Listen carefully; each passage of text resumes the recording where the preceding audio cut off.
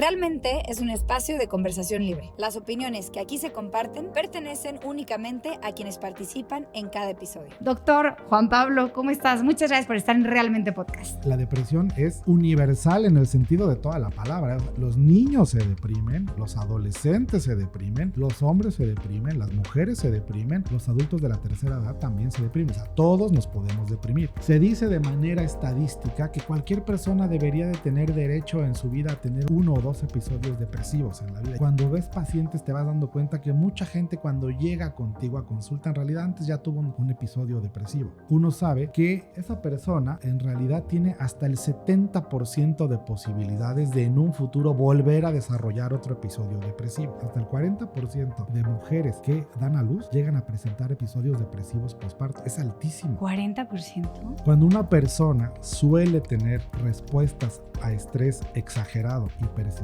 puede terminar convirtiéndose a largo plazo en ansiedad. La gente tiene la idea que hablar de suicidio hace mal, que incluso si le preguntas a la persona, oye, ¿has pensado en quitarte la vida? Es darle ideas, totalmente lo contrario, ¿eh? Tiene que hacer la pregunta porque además es una pregunta que alivia, ¿no? Generalmente la persona te dice, sí, pero nadie lo sabe, o simplemente te lo dicen, o a lo mejor ya lo expresaron ante otros, ¿no? Pero es justo lo que te da la puerta de entrada para empezar a salvar una vida. Yo te diría, se vuelve una carrera contra el tiempo, ¿eh?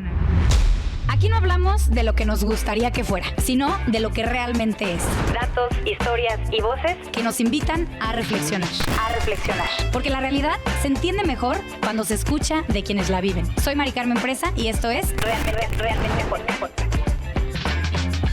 Más de 1,000 millones de personas, aproximadamente 1 de cada 7 a nivel mundial, viven con un trastorno mental, siendo la depresión y la ansiedad las más comunes. Esta crisis global afecta especialmente a jóvenes, con 1 de cada 7 adolescentes de 10 a 19 años experimentando condiciones de salud mental. En México, la ansiedad y la depresión son las principales causas por las que las personas solicitan atención en los servicios de salud mental. El problema es que son trastornos que pueden tardar muchos años en diagnosticarse y solo el 30% reciben atención especializada. Y un dato que nos duele a todos: el suicidio es la tercera causa de muerte en jóvenes entre 15 y 29 años. Por ello, hoy voy a platicar con Juan Pablo Núñez. Juan Pablo es médico especialista en psiquiatría con formación internacional en México, España y Argentina. Está certificado por el Consejo Mexicano de Psiquiatría y por el International Board of Lifestyle Medicine. Ha sido catedrático de la Universidad de Anáhuac y de la Universidad Autónoma del Estado de Hidalgo, además de conferencista, investigador y participante en congresos nacionales e internacionales vinculados a la psiquiatría. Es miembro de la Asociación Psiquiátrica Mexicana, donde ha ocupado cargos de relevancia académica y gremial. Es miembro del Colegio de Psiquiatras de Querétaro, de la Asociación de Psiquiatría de América Latina, entre otros. Es cofundador del proyecto Nubel y Salud Metabólica en el Hospital Star Médica Querétaro.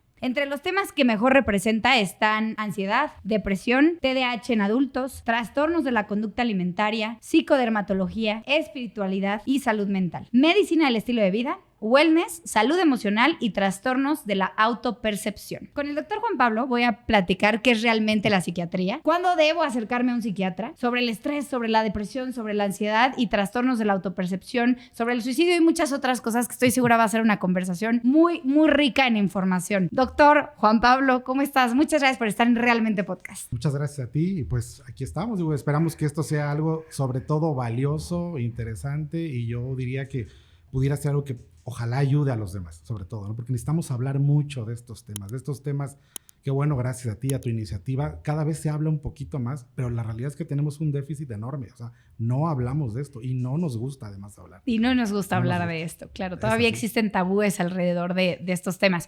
Y mira qué chistoso que estamos aquí sentados grabando este capítulo, el 31 de marzo, el Día del Psiquiatra.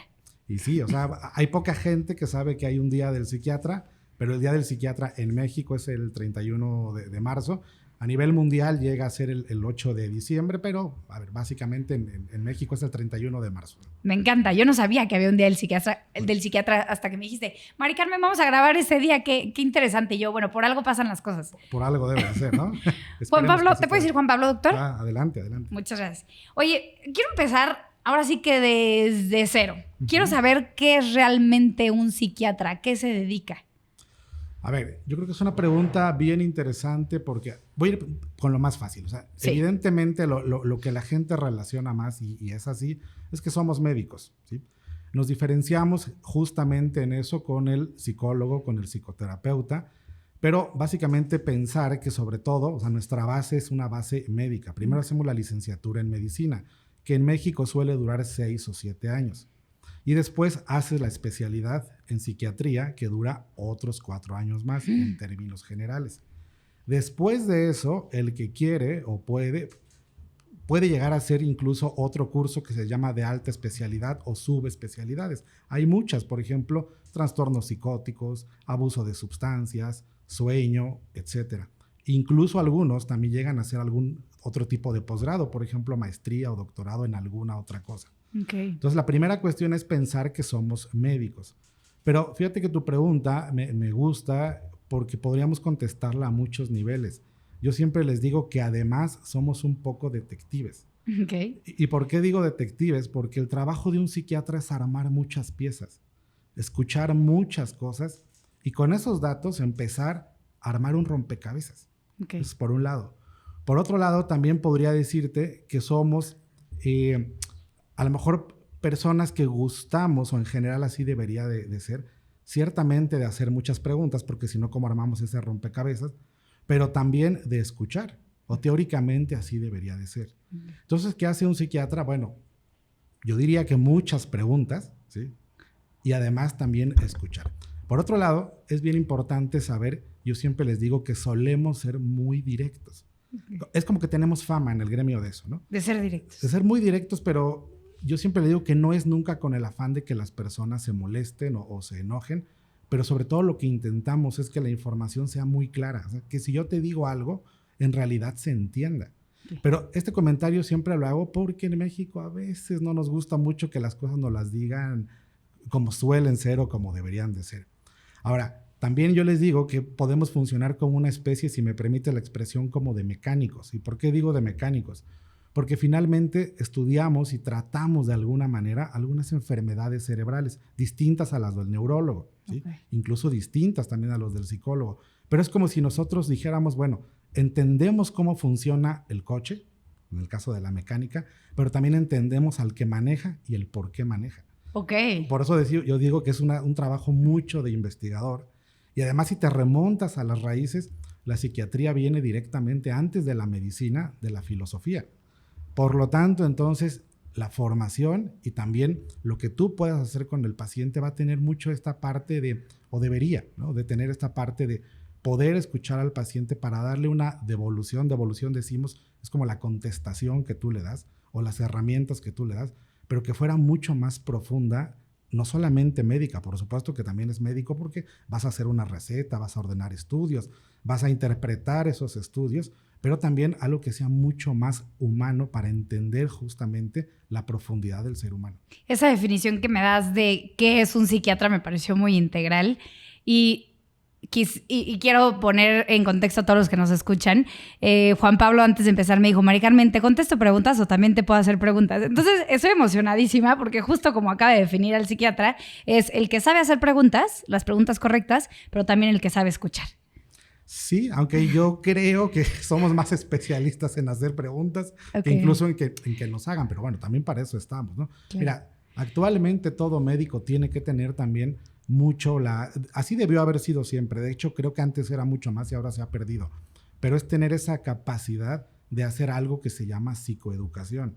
O sea, no solamente debemos dar recetas, sino también a ustedes ayudarles a resolver dudas, explicarles muchas cosas, y creo que también entonces el psiquiatra tiene un poquito de maestro, por decirlo así. Claro, y eso es bueno, porque no sé, tú me vas a decir mejor, tú esperas que un paciente que llega a tu consulta eventualmente se dé de alta y es porque le diste esa información para que él pueda autorregularse, etcétera, o una persona que entra a una consulta psiquiátrica tiene que durar en tratamiento toda su vida.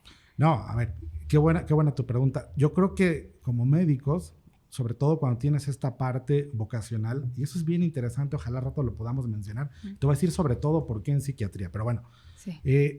Uno espera que el paciente también tenga algún grado de recuperación. No todas las enfermedades en cualquier especialidad médica, y la psiquiatría no es la excepción, no todas se curan, pero por supuesto que tú deseas y esperas que el paciente tenga algún tipo o algún grado de recuperación. Entonces yo te diría, las que se van a recuperar, o por usar una palabra, curar para entendernos rápidamente, pues sí, algunos o muchos, eso esperamos. Okay. Los otros estarán sobre todo en control. Okay. ¿Sí? Y habrá también un X porcentaje y algunas enfermedades en las que probablemente no vas a tener mucho éxito, pero que va a depender eso de muchas variables. Depende de los diagnósticos. Exactamente, y depende también de la gravedad, también depende de la edad del paciente, también depende del tiempo de evolución. Ok. ¿Sí? Una pregunta que es clave y que seguro todo el mundo te hace, Juan Pablo, es ¿en qué momento sé que yo ya debo de ir con un psiquiatra? Y porque en mi cabeza era, bueno, voy con un psicólogo, voy con un terapeuta, y hasta que ellos me digan, tu caso ya es con un psiquiatra, hasta ese momento voy. ¿Es así o no es así? No, fíjate que justo acabas de decir la expresión que a mí me genera algo, digamos, un poco gracioso, pero lo digo en muy buena onda. Claro, ¿sí? Claro. Porque la gente suele usar esa expresión, tú ya estás para psiquiatra. Okay. Y eso es justamente, yo creo que el primer mito. Okay. O sea, uno piensa y lo ligas con que ir al psiquiatra es porque es más grave. Sí, como es un nivel mayor. Exacto. Pero en realidad, si vamos a sentido estricto, idealmente uno debería de ir en primer lugar al psiquiatra, y te voy a explicar por qué, ¿sí? Y también vamos a decir en qué casos, de acuerdo a lo que tú me preguntabas. Okay. Mira, finalmente, como el psiquiatra tiene una base médica, va a poder investigar, en esta parte que te decía de detective, algunas situaciones que pudieran explicar el por qué la persona se siente como se siente y se comporta como se comporta. Porque recordemos que la psiquiatría pues, se va a tratar de eso, ¿no? De evaluar, ¿sí? De diagnosticar y de tratar los trastornos mentales. Okay. Y entonces podríamos poner un ejemplo, mira, muy simple. Básicamente, si tú ves a una persona con anemia, ¿sí? Que es esta deficiencia en los glóbulos de la sangre, el cuadro clínico, o sea, la presentación, el cómo el paciente se va a ver, es súper parecido a la depresión. Vas a tener enfrente de ti a una persona cansada, con pocas ganas de hacer las cosas, ¿sí? Incluso a lo mejor triste, eso te lo da la anemia, pero también te lo da la depresión. Por ahí a lo mejor tendrás un par de síntomas que pueda orientarte más hacia un lado o hacia otro. Por ejemplo, el anémico tal vez esperarías en un caso más grave que estuviera pálido, ¿no? Okay. Pero entonces fíjate, alguien podría llegar a un consultorio diciendo estoy deprimido, pero en realidad cuando haces un estudio, por ejemplo, de tiroides, te das cuenta que es hipotiroideo. El hipotiroidismo comparte muchísimos síntomas bastante parecidos, por no decir iguales a la depresión. Entonces, la primera diferenciación tendría que decir, ¿esto es un cuadro médico o en realidad esta persona está reaccionando a situaciones de la vida? Okay. Y si está reaccionando a situaciones de la vida, vendría otra diferenciación. A ver, ¿esto es algo patológico? O sea, algo que en realidad enferma. O en realidad son complicaciones de la vida. Okay. Que uno te diría, oye, a ver, tú ni siquiera estás enfermo, también pasa eso. Pues, o sea, te presentó una situación en la vida que tienes que enfrentarla, o realmente es patológico, y patológico es que está enfermando, que hay una enfermedad ahí adentro. Exactamente. Ok. Y eso es importante porque incluso ha habido desde las últimas décadas, pero más ahora, o sea, en estos últimos años, un poco como esa tendencia de un ala de pensamiento en que te dicen, bueno, a veces los psiquiatras quieren patologizar, o sea, enfermar a las personas. Okay. Dice, cuando no se dan cuenta que en realidad muchas cosas son complicaciones o vicisitudes de la vida misma, ¿no? En realidad no se trata de eso, se trata de diferenciar. ¿Y cuál es la principal diferencia? Cuando un psiquiatra sabe esto es una complicación de la vida a cuando esto es patológico. Fíjate, yo creo que justo, y con eso regresamos a la pregunta original que me hacías, ¿no? Porque ¿cuándo debemos ir a uno y otro? Y con eso te contesto también esta parte que me preguntabas. Cuando por alguna razón los síntomas son de cierta magnitud, que uno dice, yo ya no estoy funcionando bien. Por ejemplo, la persona que dice, ya no me quiero ni siquiera levantar, ¿no? O, por ejemplo, cuando el cuerpo empieza a expresarse. Se dice en psicología que lo que tú no dices, lo que tú no verbalizas, se expresa. Es decir, lo que por alguna razón no sacaste, si me permiten esa expresión, va a salir de alguna manera, se va a expresar en manera de síntoma. Okay. Entonces, por ejemplo, cuando las personas te dicen, yo ya no duermo, o duermo mucho, yo ya no estoy comiendo, o como mucho, yo ya no tengo energía, o los demás observan que tiene una energía desmedida, o cuando te dicen, esto está impactando de tal manera que está influyendo sobre mi vida diaria. Por ejemplo, personas que te dicen, a mí me encantaba conducir, ahora no me puedo subir ni siquiera a un coche, ¿no? Okay. Hasta cuando la magnitud empieza a verse de esa manera o cuando el cuerpo se está expresando, es cuando uno dice, a ver, probablemente esto ha dejado de ser psicológico o ha dejado de ser una simple complicación de la vida diaria. Y es patológico. Exacto, para tener tintes más de enfermedad. Podríamos decir entonces que el síntoma se presenta y se presenta con tal magnitud que tienes que voltear a verlo, o sea, que ya hasta tú notas ese cambio en ti y es constante, ¿no? Es constante o hay muchos. O pudiera ser a lo mejor 1 o 2, pero muy marcados. Ok. ¿Y cuál es la gran diferencia entre una consulta con un psicólogo o con un psiquiatra? A ver, fíjate. Esa es una pregunta bonita, yo diría, o interesante, porque justo me gustaría ahora decirte al revés a ti. ¿Alguna vez fuiste a algún psiquiatra? No, nunca he ido. Bueno, eso es lo primero que muchos pacientes nos contestan. Yo suelo, por ejemplo, empezar todas mis consultas diciendo eso, ¿no? ¿Usted ha ido alguna vez a algún psiquiatra? Y la respuesta siempre tiende a ser esta. Te dicen, ¿jamás? O te dicen, sí, tú eres el 8º, ¿no? Ah, órale. Con lo cual, entonces, te enfrentas a alguien que tiene 0 experiencia en esto, o al revés, que ya vio a muchos colegas. Y entonces aquí es donde a mí me gustaría hacerte una pregunta, porque esto es bien interesante. ¿Qué idea tienes tú de ir al psiquiatra? ¿Cómo te imaginas que es una consulta? Pues me imagino que sí he ido a una consulta con un psicólogo, porque esa era mi pregunta, ¿no? Las grandes diferencias. O sea, te doy una pista, es parecido. Sí, ¿es parecido? Es parecido, pero con algunas diferencias. O sea, lo que yo me imagino es, voy, me siento, platico, ¿no? O sea, si voy por un tema de que ya no estoy durmiendo bien, necesito saber qué tengo. Entonces, voy, pongo el problema sobre la mesa, doy un contexto de mí, de cómo creo yo que llegué a eso, y espero que el psiquiatra me diga qué tengo y que me diga, y además de ayudarte con herramientas para mentales o herramientas, te voy a medicar para que puedas hacer este trabajo en conjunto. ¿Va por ahí? Lo dijiste maravilloso y ojalá así fuera. Sí. Ojalá así llegaran los pacientes, pero en realidad muchas veces no es así. Pero en realidad lo que tú dijiste, así es o así debería. ¿Y cómo llegan? Y bueno, mira, la mayoría llega con miedo porque te dicen, o sea, a lo mejor esperan encontrarse a la persona con mucho, no sé, el tipo barbado de 80 años en un sillón de cuero que te va a hacer preguntas raras o extrañas. Sí, eso sí me lo imaginé un poco. O sea, ese es uno. Lo otro, a veces esperan, me lo han preguntado, por ejemplo, me han dicho, oiga, ¿y aquí a dónde los guardan? Eso que tú, yo, ¿guardan a quién? Y me dicen, pues a ellos. Y yo, ¿a quién ellos? Pues palabras de pacientes. Me dicen, pues sí, o sea, cuando alguien se pone mal, ¿en dónde lo encierra? Y yo, a ver, eso prácticamente no lo haces, ¿no? No lo haces de manera habitual. Eso se hace en situaciones muy especiales, sobre todo en hospitales psiquiátricos, pero no en la consulta habitual. Okay. Entonces la gente llega primero con mucho miedo, ¿sí? Yo siempre les digo, a ver, ¿qué vamos a hacer? ¿Cómo es la consulta? Primero, muchas preguntas. Okay. Pero también un espacio donde la persona pueda tener claridad para poderse expresar.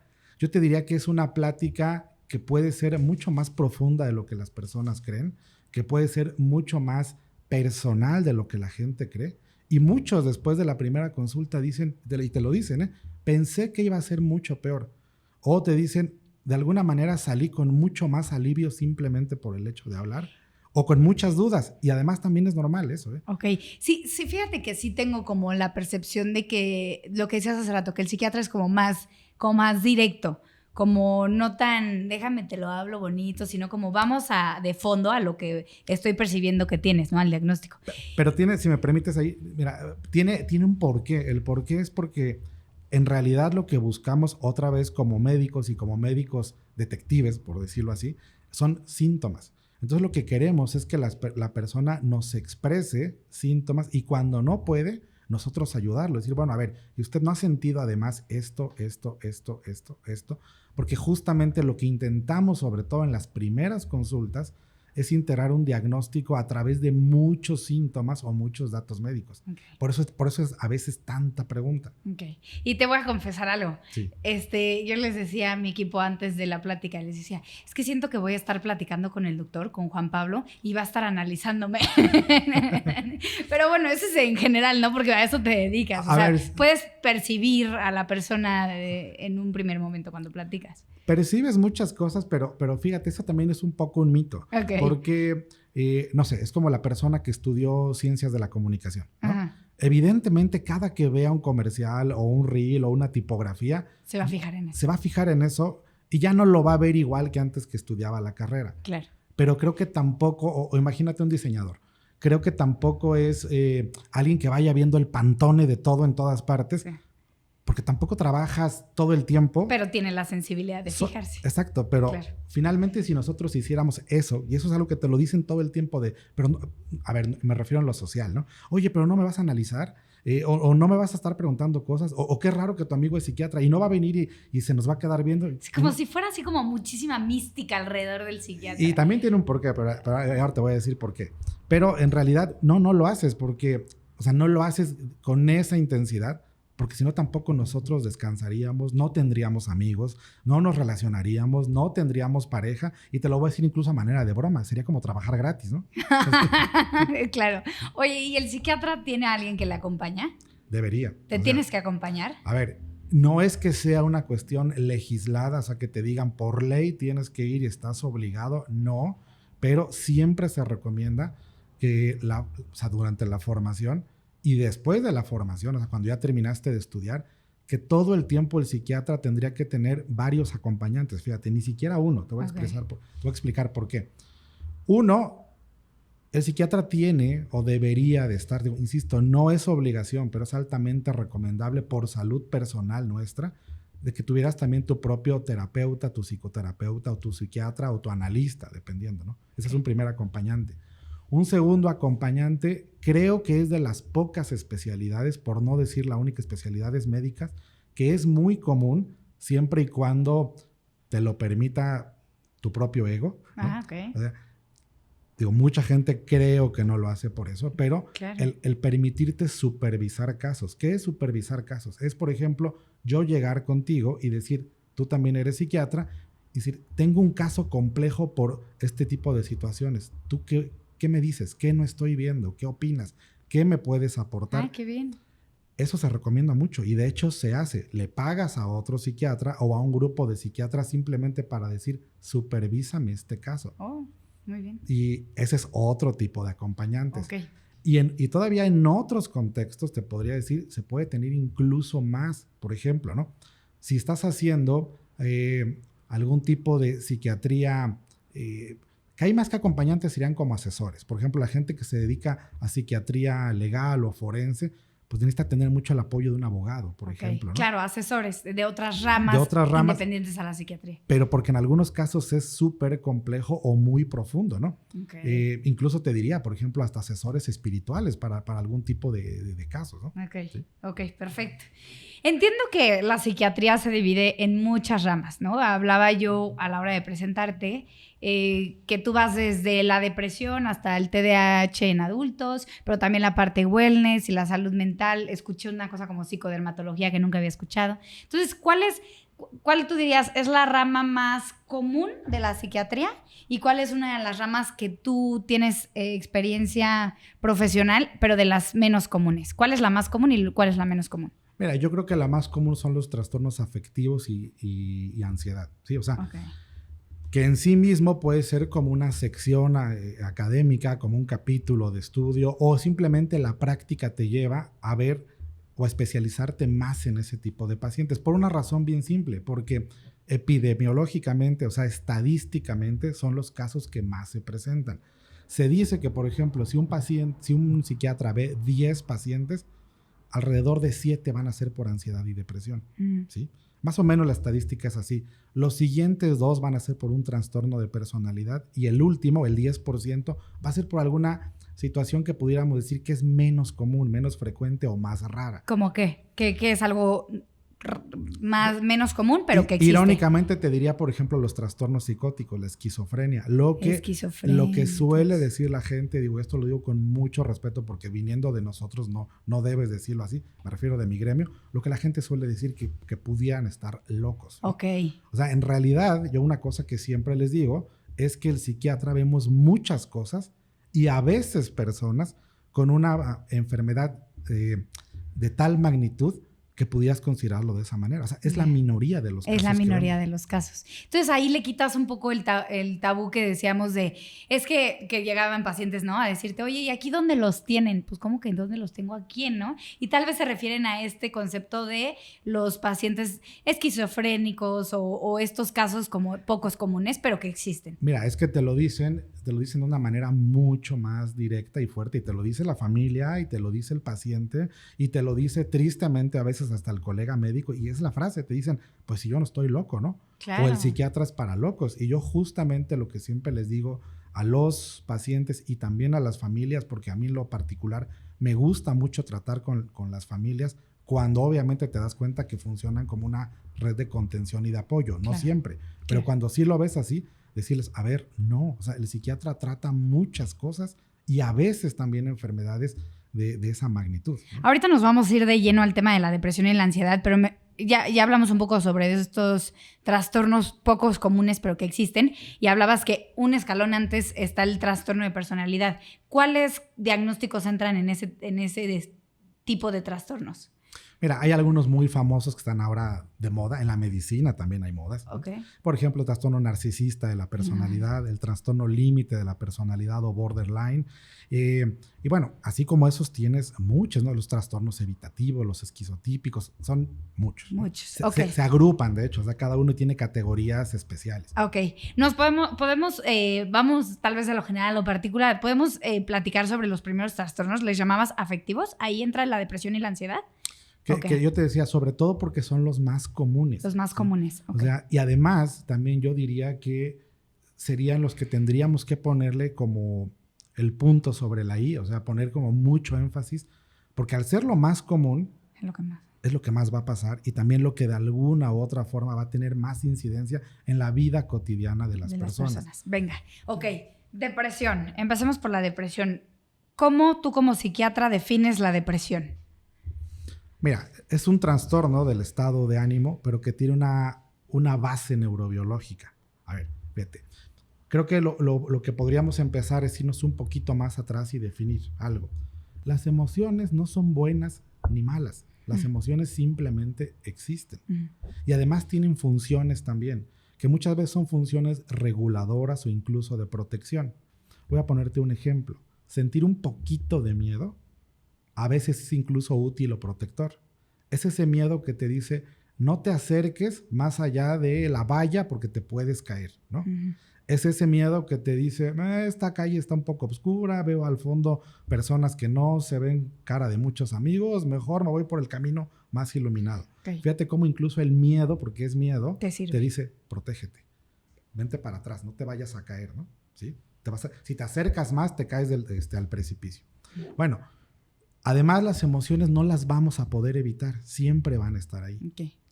Pero específicamente para hablar de depresión, yo creo que primero tendríamos que hablar de tristeza. Viene de la emoción de la tristeza. Claro. Okay. Tú vas al cine, ves una película tristísima, sales llorando, ¿no? Sí, de alguna manera te movilizó. Y a lo mejor lloras, no sé, media hora, pero a las 2 horas cuando llegaste a casa ya se te olvidó. ¿Sí? Fíjate en otro caso, por ejemplo, ¿no? Esto sería un poquito, lo voy haciendo como de más fácil a más complejo. Okay. Tú tienes una pérdida, por ejemplo, terminas con tu novio, o tienes una muerte de un familiar. Bueno, si querías a esa persona, te vas a sentir triste. Triste, claro. Aquí la pregunta sería, ¿eso es estar enfermo? No, es sentir mi emoción, ¿no? Por eso yo hace rato decía que también había quien decía que nosotros podíamos llegar a enfermar a las personas, pero justamente te digo, no. Okay. Uno tiene que empezar a decir, no, a ver, esto es parte de la vida. Ah, claro. ¿No? Y decir, si ella quería a su novio y terminaron... Pues es normal que vaya a sentir tristeza, claro. Pero si ya pasaron, no sé, 3 años y le sigues llorando al mismo novio, ¿no? Sigues teniendo conductas a lo mejor de decir... Estoy, no sé, estar muy de stalker, estar buscando, estar haciendo muchas cosas, o llore y llore después de tanto tiempo, uno dice, a ver, aquí empieza a pasar algo. Entonces, es como una tristeza, ¿sí? Que además es persistente. Eso sería la depresión. Tiene una base neurobiológica. ¿Por qué?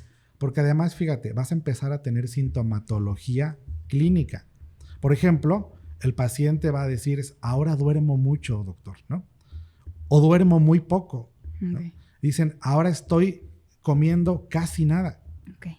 O te dicen, como mucho. Pero además, fíjate, te dicen algo muy interesante. Es, estoy comiendo, pero estoy comiendo diferente. Dicen, como que me despierto en la noche y además entonces se me antojan cosas dulces, porque el deprimido busca cosas dulces. Mira. Dicen, es interesante, ¿eh? O sea, busca más glucosa, dicen, o busca carbohidratos. O sea, no le da hambre por comer cualquier cosa. La función sexual también se afecta y entonces te dicen... No tiene ganas. No tiene ganas. En el caso de los hombres, a lo mejor dicen, no, nada más no tengo ganas, sino ya no hay erección, ¿sí? Y puede haber, por ejemplo, también la fuerza vital. O sea, te dicen, me siento con menos débil. Fuerza, ¿no? El peso puede obviamente influir, subir o bajar de peso, depende el caso. Y también, evidentemente, después ahí pasas a otra categoría. O sea, decir, a ver, las capacidades volitivas. ¿Qué son esas capacidades volitivas? Vienen de la voluntad, ¿sí? Ante lo cual, entonces, tú dices, las personas te dicen, ya no tengo tantas ganas de hacer las cosas como antes. Pero también vienen las situaciones que se relacionan al placer o al gusto. Decimos en psiquiatría que las personas presentan anedonia, que es una forma de decir que lo que te gustaba y lo que gozabas ahora ya ni te gusta y probablemente ni lo hagas. O sea, no nada más se trata de ya no me dan ni ganas de ir a, no sé, algo que no te guste mucho, ¿no? Algo que tengas que hacer por el deber ser.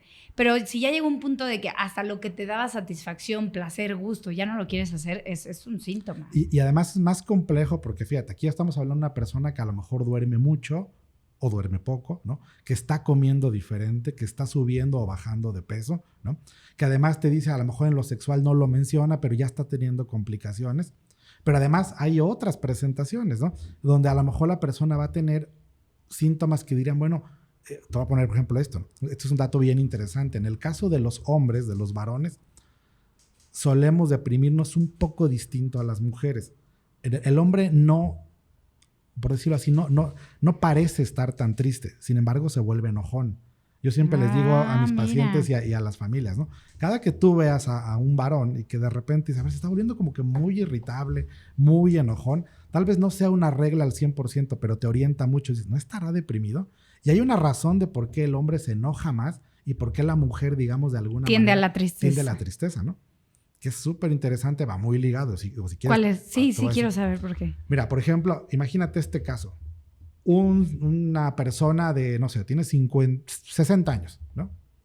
Y en ese momento pierde a su esposa. Okay. Te dice, llevábamos 30 años de casados, ¿no? ¿Cómo es la contención en mujeres y cómo es la contención en hombres? ¿Sí?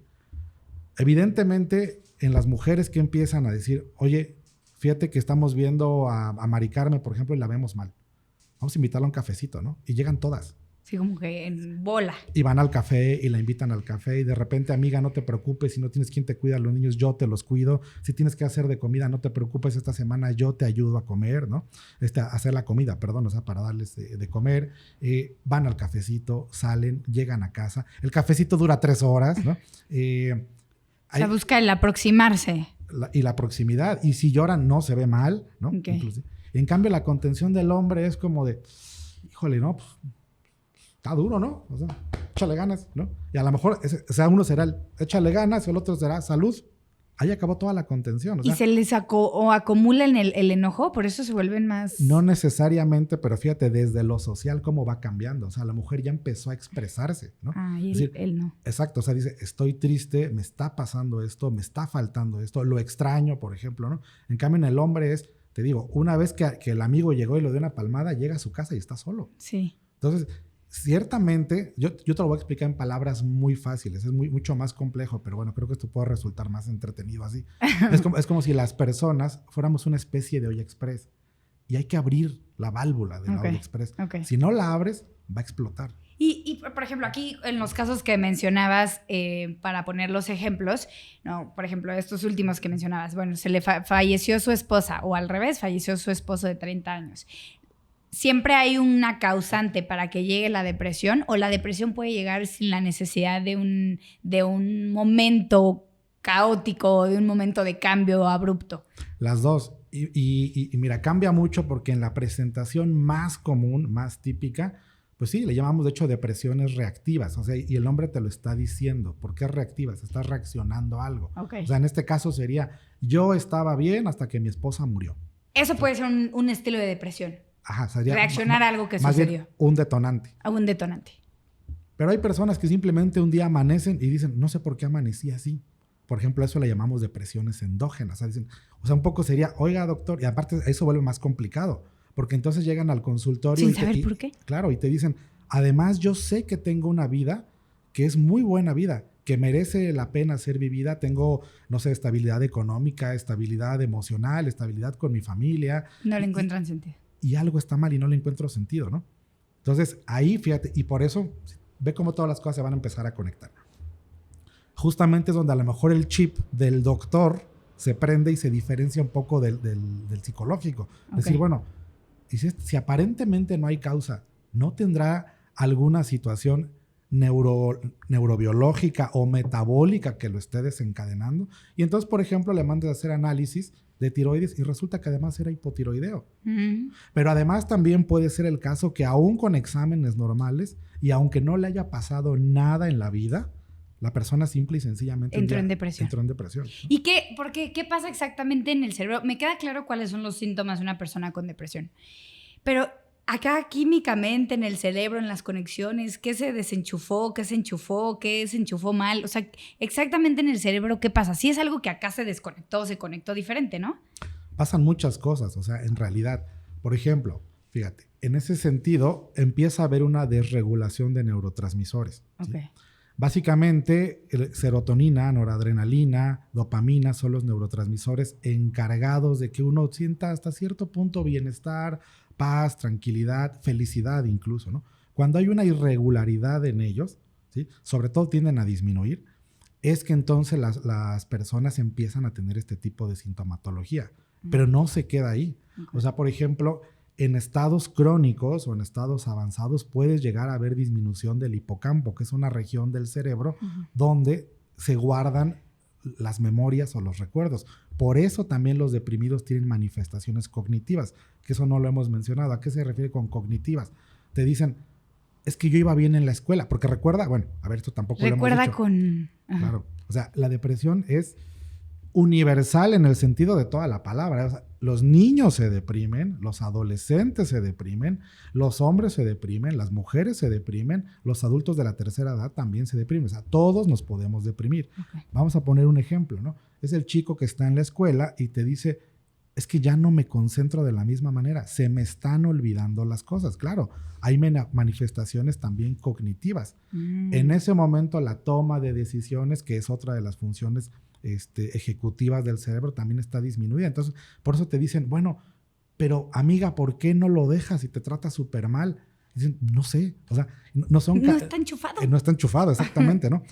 Por otro lado, también, fíjate, yo te hablaba del centro de capacidades volitivas. Es una palabrita que te dice la voluntad, de ahí viene, ¿no? Volitivas.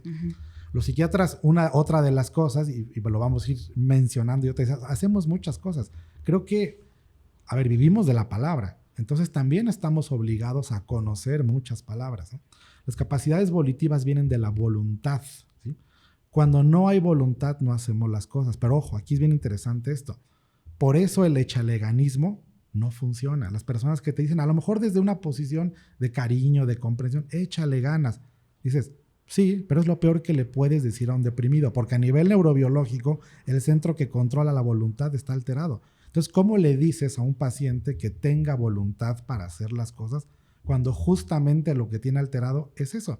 Sería el equivalente a decirle a un diabético, ay, tú no le echas ganas, produce más insulina, ¿no? O sea, sería lo mismo. Sería lo mismo. Sí. Entonces, por eso también hablamos que son enfermedades y no son estados de la voluntad. Claro. ¿No? Es que, claro, ese fue el ejemplo perfecto y se me hizo hasta...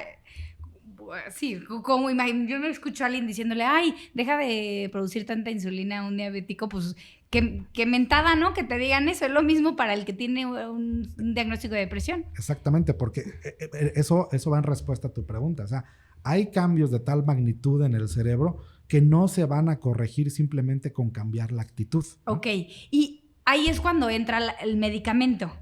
O sea, como psiquiatra pues se pueden dar las herramientas para que la persona vuelva a enchufar todo y otra vez vuelva a tener esa voluntad, etcétera.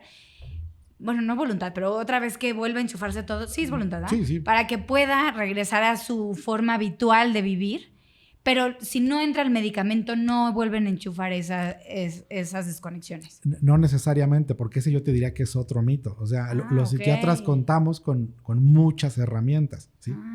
Probablemente con la que más se nos relaciona es con los fármacos, ¿sí? Que justamente dices, bueno, sí. ¿Y por qué sí dar un medicamento? Bueno, es bien simple. Si no está durmiendo y el medicamento le va a ayudar a dormir, ¿por qué no dárselo? Okay. ¿No? Si no tiene hambre o no está comiendo y el medicamento va a ayudar a regularizar el apetito, pues si no después se va a desnutrir. Okay. ¿No? Entonces, o sea, el medicamento va a tener como finalidad ayudar al organismo a restituir esas funciones que ahorita no está pudiendo hacer. Okay. Justamente si no damos medicamentos sería como ser muy injusto, decir, oye, si ahorita no produces esto o tu cuerpo no puede hacer estas reacciones, ¿por qué eres tan malo contigo mismo y no aceptas un medicamento? Okay. Pero no es lo único. Tiene que venir acompañado de qué otras cosas, el tratamiento. Por ejemplo, ahora en las últimas décadas se está viendo muchos tratamientos de neuromodulación. Por ejemplo, son unas técnicas, la estimulación magnética transcraneal o la estimulación eléctrica, ¿no? Donde entonces a través de dispositivos electrónicos, ¿sí?, intentas ayudar ya sea con corrientes eléctricas o ya sea con magnetismo a modular, funcionan como neuromoduladores, ciertas zonas del cerebro, otra vez, fíjate, es muy parecido al medicamento, con la finalidad de arreglar, por decirlo así, o modular esas zonas que en ese momento son irregulares a través de este tipo de secuencias para que entonces el cerebro pueda volver a estabilizarse o funcionar de la mejor manera. Por otro lado, también tiene la psicoterapia. Muchos psiquiatras hacen psicoterapia dependiendo de si tienen tanto la formación como el tiempo, porque eso sería importantísimo hablar de por qué el tiempo, como también el gusto, digo, sobre todo la formación, ¿no? Okay. Pero, bueno, evidentemente es algo muy similar a lo que hacen los psicólogos, pero además también tienes otras herramientas, por ejemplo, ¿no? Lo que ahora está de alguna manera muy en boga es hablar, por ejemplo, de medicina de estilo de vida, ¿no?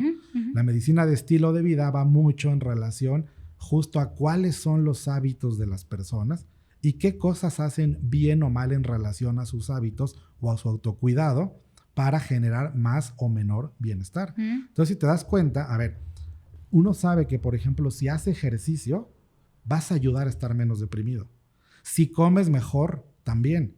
Pero evidentemente no podríamos decir que el tratamiento para la depresión es hacer ejercicio y comer ensaladas, ¿no? O sea, pero sí, claro que es una de las muchas herramientas que hay para el tratamiento. Porque justamente lo que uno va viendo es que a mayor integración de estos elementos vas haciendo algo más multimodal, ¿no? Claro. Por eso tampoco es nada raro que cuando vas con el psiquiatra él mismo te diga, ¿sabes qué? Te voy a enviar con el psicólogo para empezar a implementar un plan de trabajo. Okay. Y eso responde también a lo de hace rato. Por eso yo decía, vale la pena en primer lugar ir con el psiquiatra para que él mismo te diga, a ver, esto a lo mejor es algo simplemente psicoterapéutico, vas con el psicólogo. Esto requiere fármaco o neuromodulación, vas con el psiquiatra. Pero además incluso decir, bueno, a lo mejor esto que estás pasando es más una crisis vital y en ese momento necesites más alguna especie de acompañamiento de otro tipo, ¿no? Entonces, entiendo que el tratamiento, por lo que terminé de cachar, es tanto el tema de la medicina, ¿no? ¿Qué tiene malo si yo tengo la forma de ayudarte a que eso que todavía no quiere trabajar de forma natural, le eche la mano a que vuelva a trabajar? Por otro lado, algo que yo no había escuchado, la neuromodulación, la de estimulación, y al final el tema de la psicoterapia. O sea, que se acompañen de herramientas que te puede dar un psicólogo o incluso el tema de la medicina del estilo de vida. Esas son como las tres formas de abordar la depresión y la depresión. Y yo te diría una última, y cambios de estilo de vida positivos. Okay. ¿No? Porque puede ser mucho más allá incluso de la medicina. Te lo voy a poner así de fácil. Okay. ¿Cuántas veces uno, a ver, a lo mejor te ha pasado que tú dices, conozco de un compañero de trabajo que está en un área que resulta ser un poco nociva, por no decir tóxica? Bueno, mientras sigan esa área de trabajo... Pues, sí. Si no depende de él cambiar las situaciones, a veces lo que tienes que hacer es tú moverte de esa situación, ¿no? Y la depresión, entonces sí se puede curar, pero también, o sea, puede ser que en este momento de mi vida, por una cosa que me pasó, entré en un diagnóstico de depresión. Me puedo curar, pero me puede regresar la depresión a mis 60 años. Sí. Mira, no es como que te curas para toda la vida.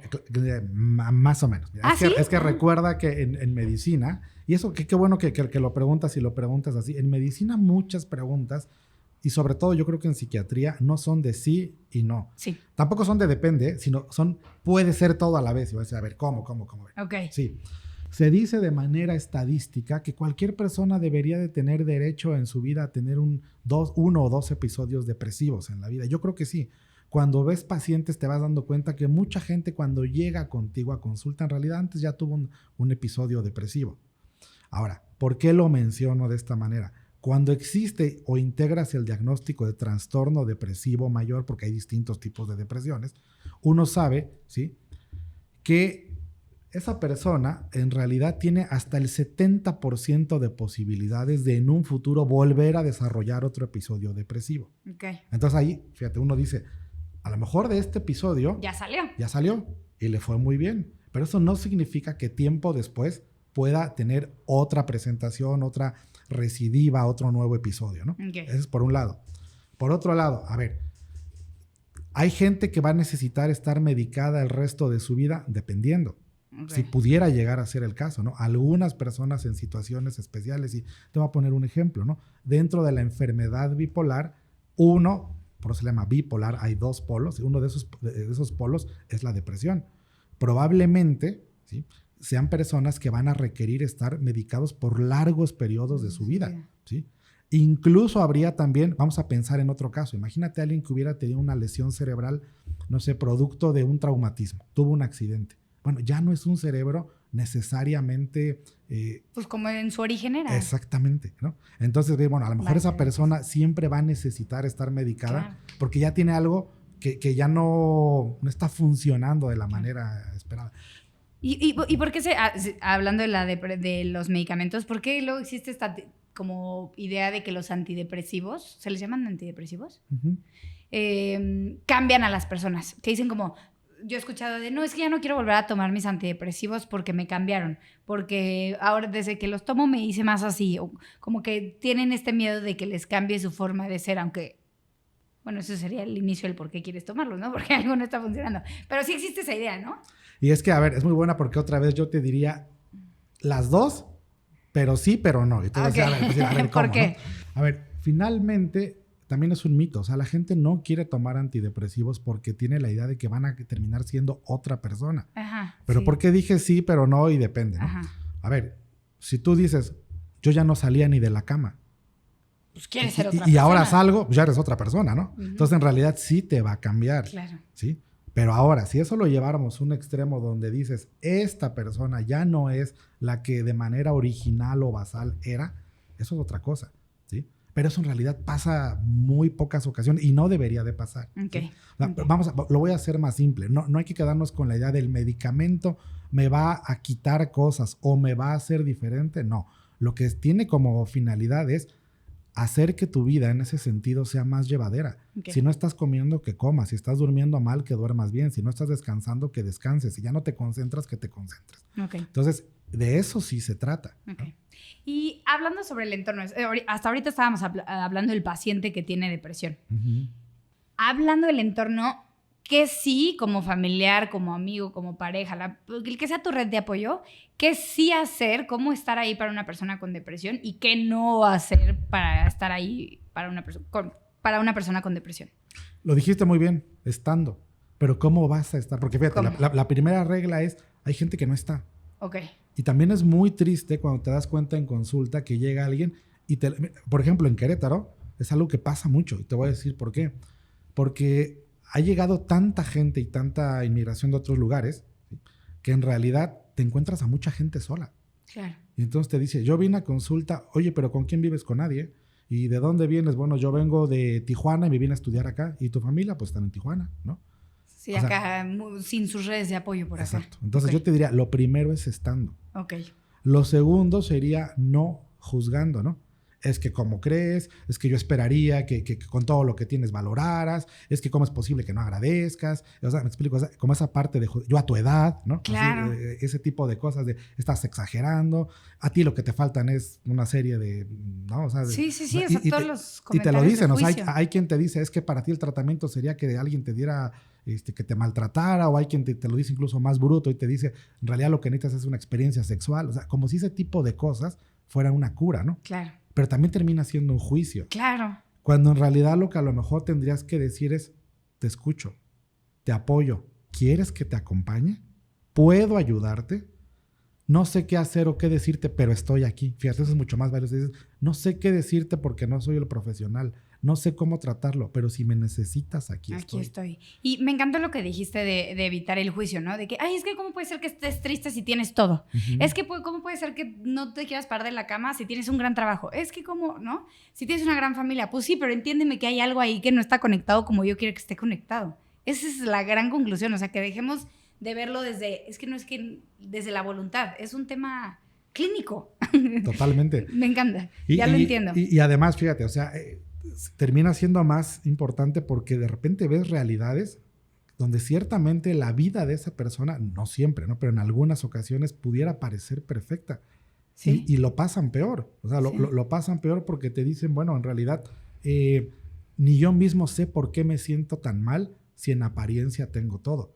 Pero también te lo puedes llevar al polo inverso, ¿no? Imagínate cuando las personas te dicen, no conocía a mis papás, sufrí a lo mejor... Sí, cuando hay carencias muy... Hubo violencia intrafamiliar, ¿no? Hubo carencias económicas todo el tiempo, mis papás me abandonaron, hubo a lo mejor desde temprana edad exposición a sustancias o a drogas, ¿no? Una familia cero integrada, o sea, ¿me explico? Ahí también tú dices...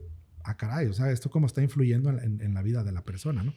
Por eso yo decía que en realidad es importante no caer en esto, que esto sí es súper, súper común en la cuestión del échale ganas, o sea, recordar mucho eso, las personas no caen en esta situación porque no tuvieron ganas, porque no tuvieron fuerza, porque no tuvieron voluntad, porque generalmente lo sigues escuchando, Mari Carmen, todavía en el 2026, que la gente te llevan, por ejemplo, los esposos a las esposas, te dicen, no doctor, es que yo no creo en la psiquiatría, no creo en la psicología, esto no existe, es que ella no le echa ganas, ¿no? Es que ella simplemente no valora lo que tenemos, ¿no? Mire, ella no ve todo lo que yo hago para darle lo que tiene, ¿no? Así, o el chico, el adolescente que te dice, no, en realidad solamente está manipulando, no tiene nada.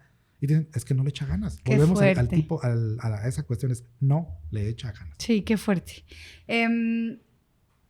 Antes de pasar al tema de la ansiedad, que también es importante, me mencionabas que hay diferentes tipos de depresión. Me imagino que son muchos, pero sí me gustaría como que pudiéramos medio ver cuál es el panorama de todos los diferentes tipos de depresión.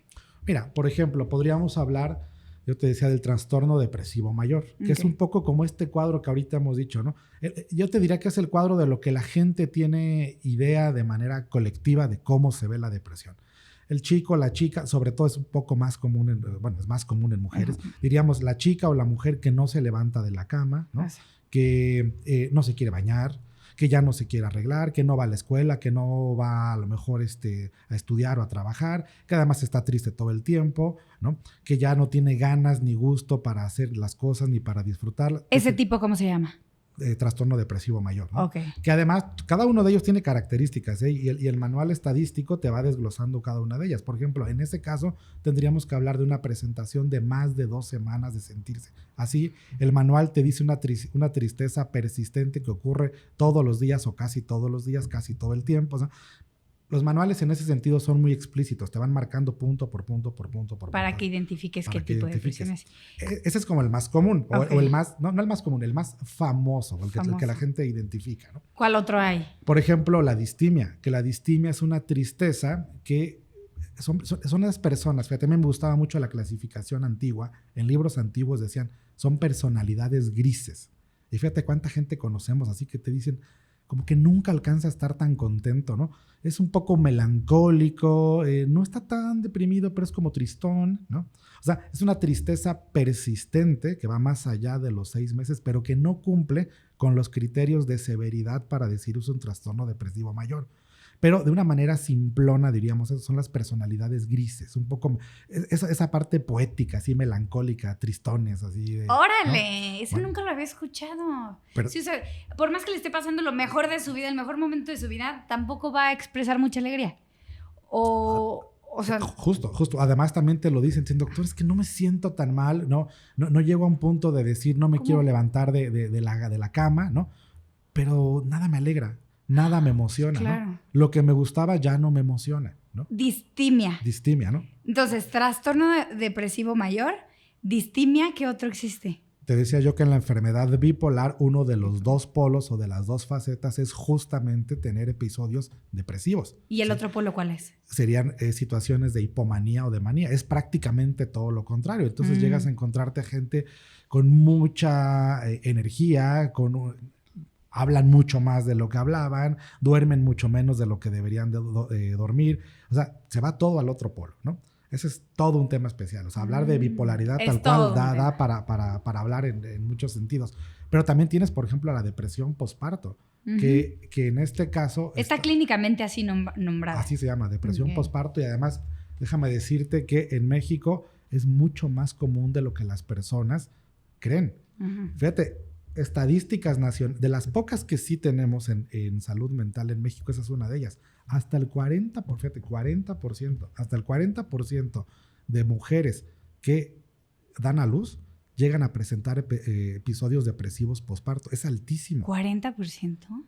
Y además es como muy, además de impactante, fíjate, hay que tenerlo bien identificado porque justo, y es otro tema padrísimo, te dicen, bueno, es que yo no sé por qué tuve un bebé, todo el mundo me dice, es más, me costó mucho tener un bebé, ¿no? No me podía embarazar. Cuando me embaracé fui la mujer más feliz del mundo y ahora tengo el bebé y estoy súper, no me siento bien, me siento triste, estoy enojada conmigo, estoy enojada con el papá, es más, estoy enojada hasta con el bebé, ¿no? O sea, es otro tema interesantísimo, otro tema. Pero está clínicamente nombrado así, depresión posparto, y eso es otra forma de entrarle a la depresión.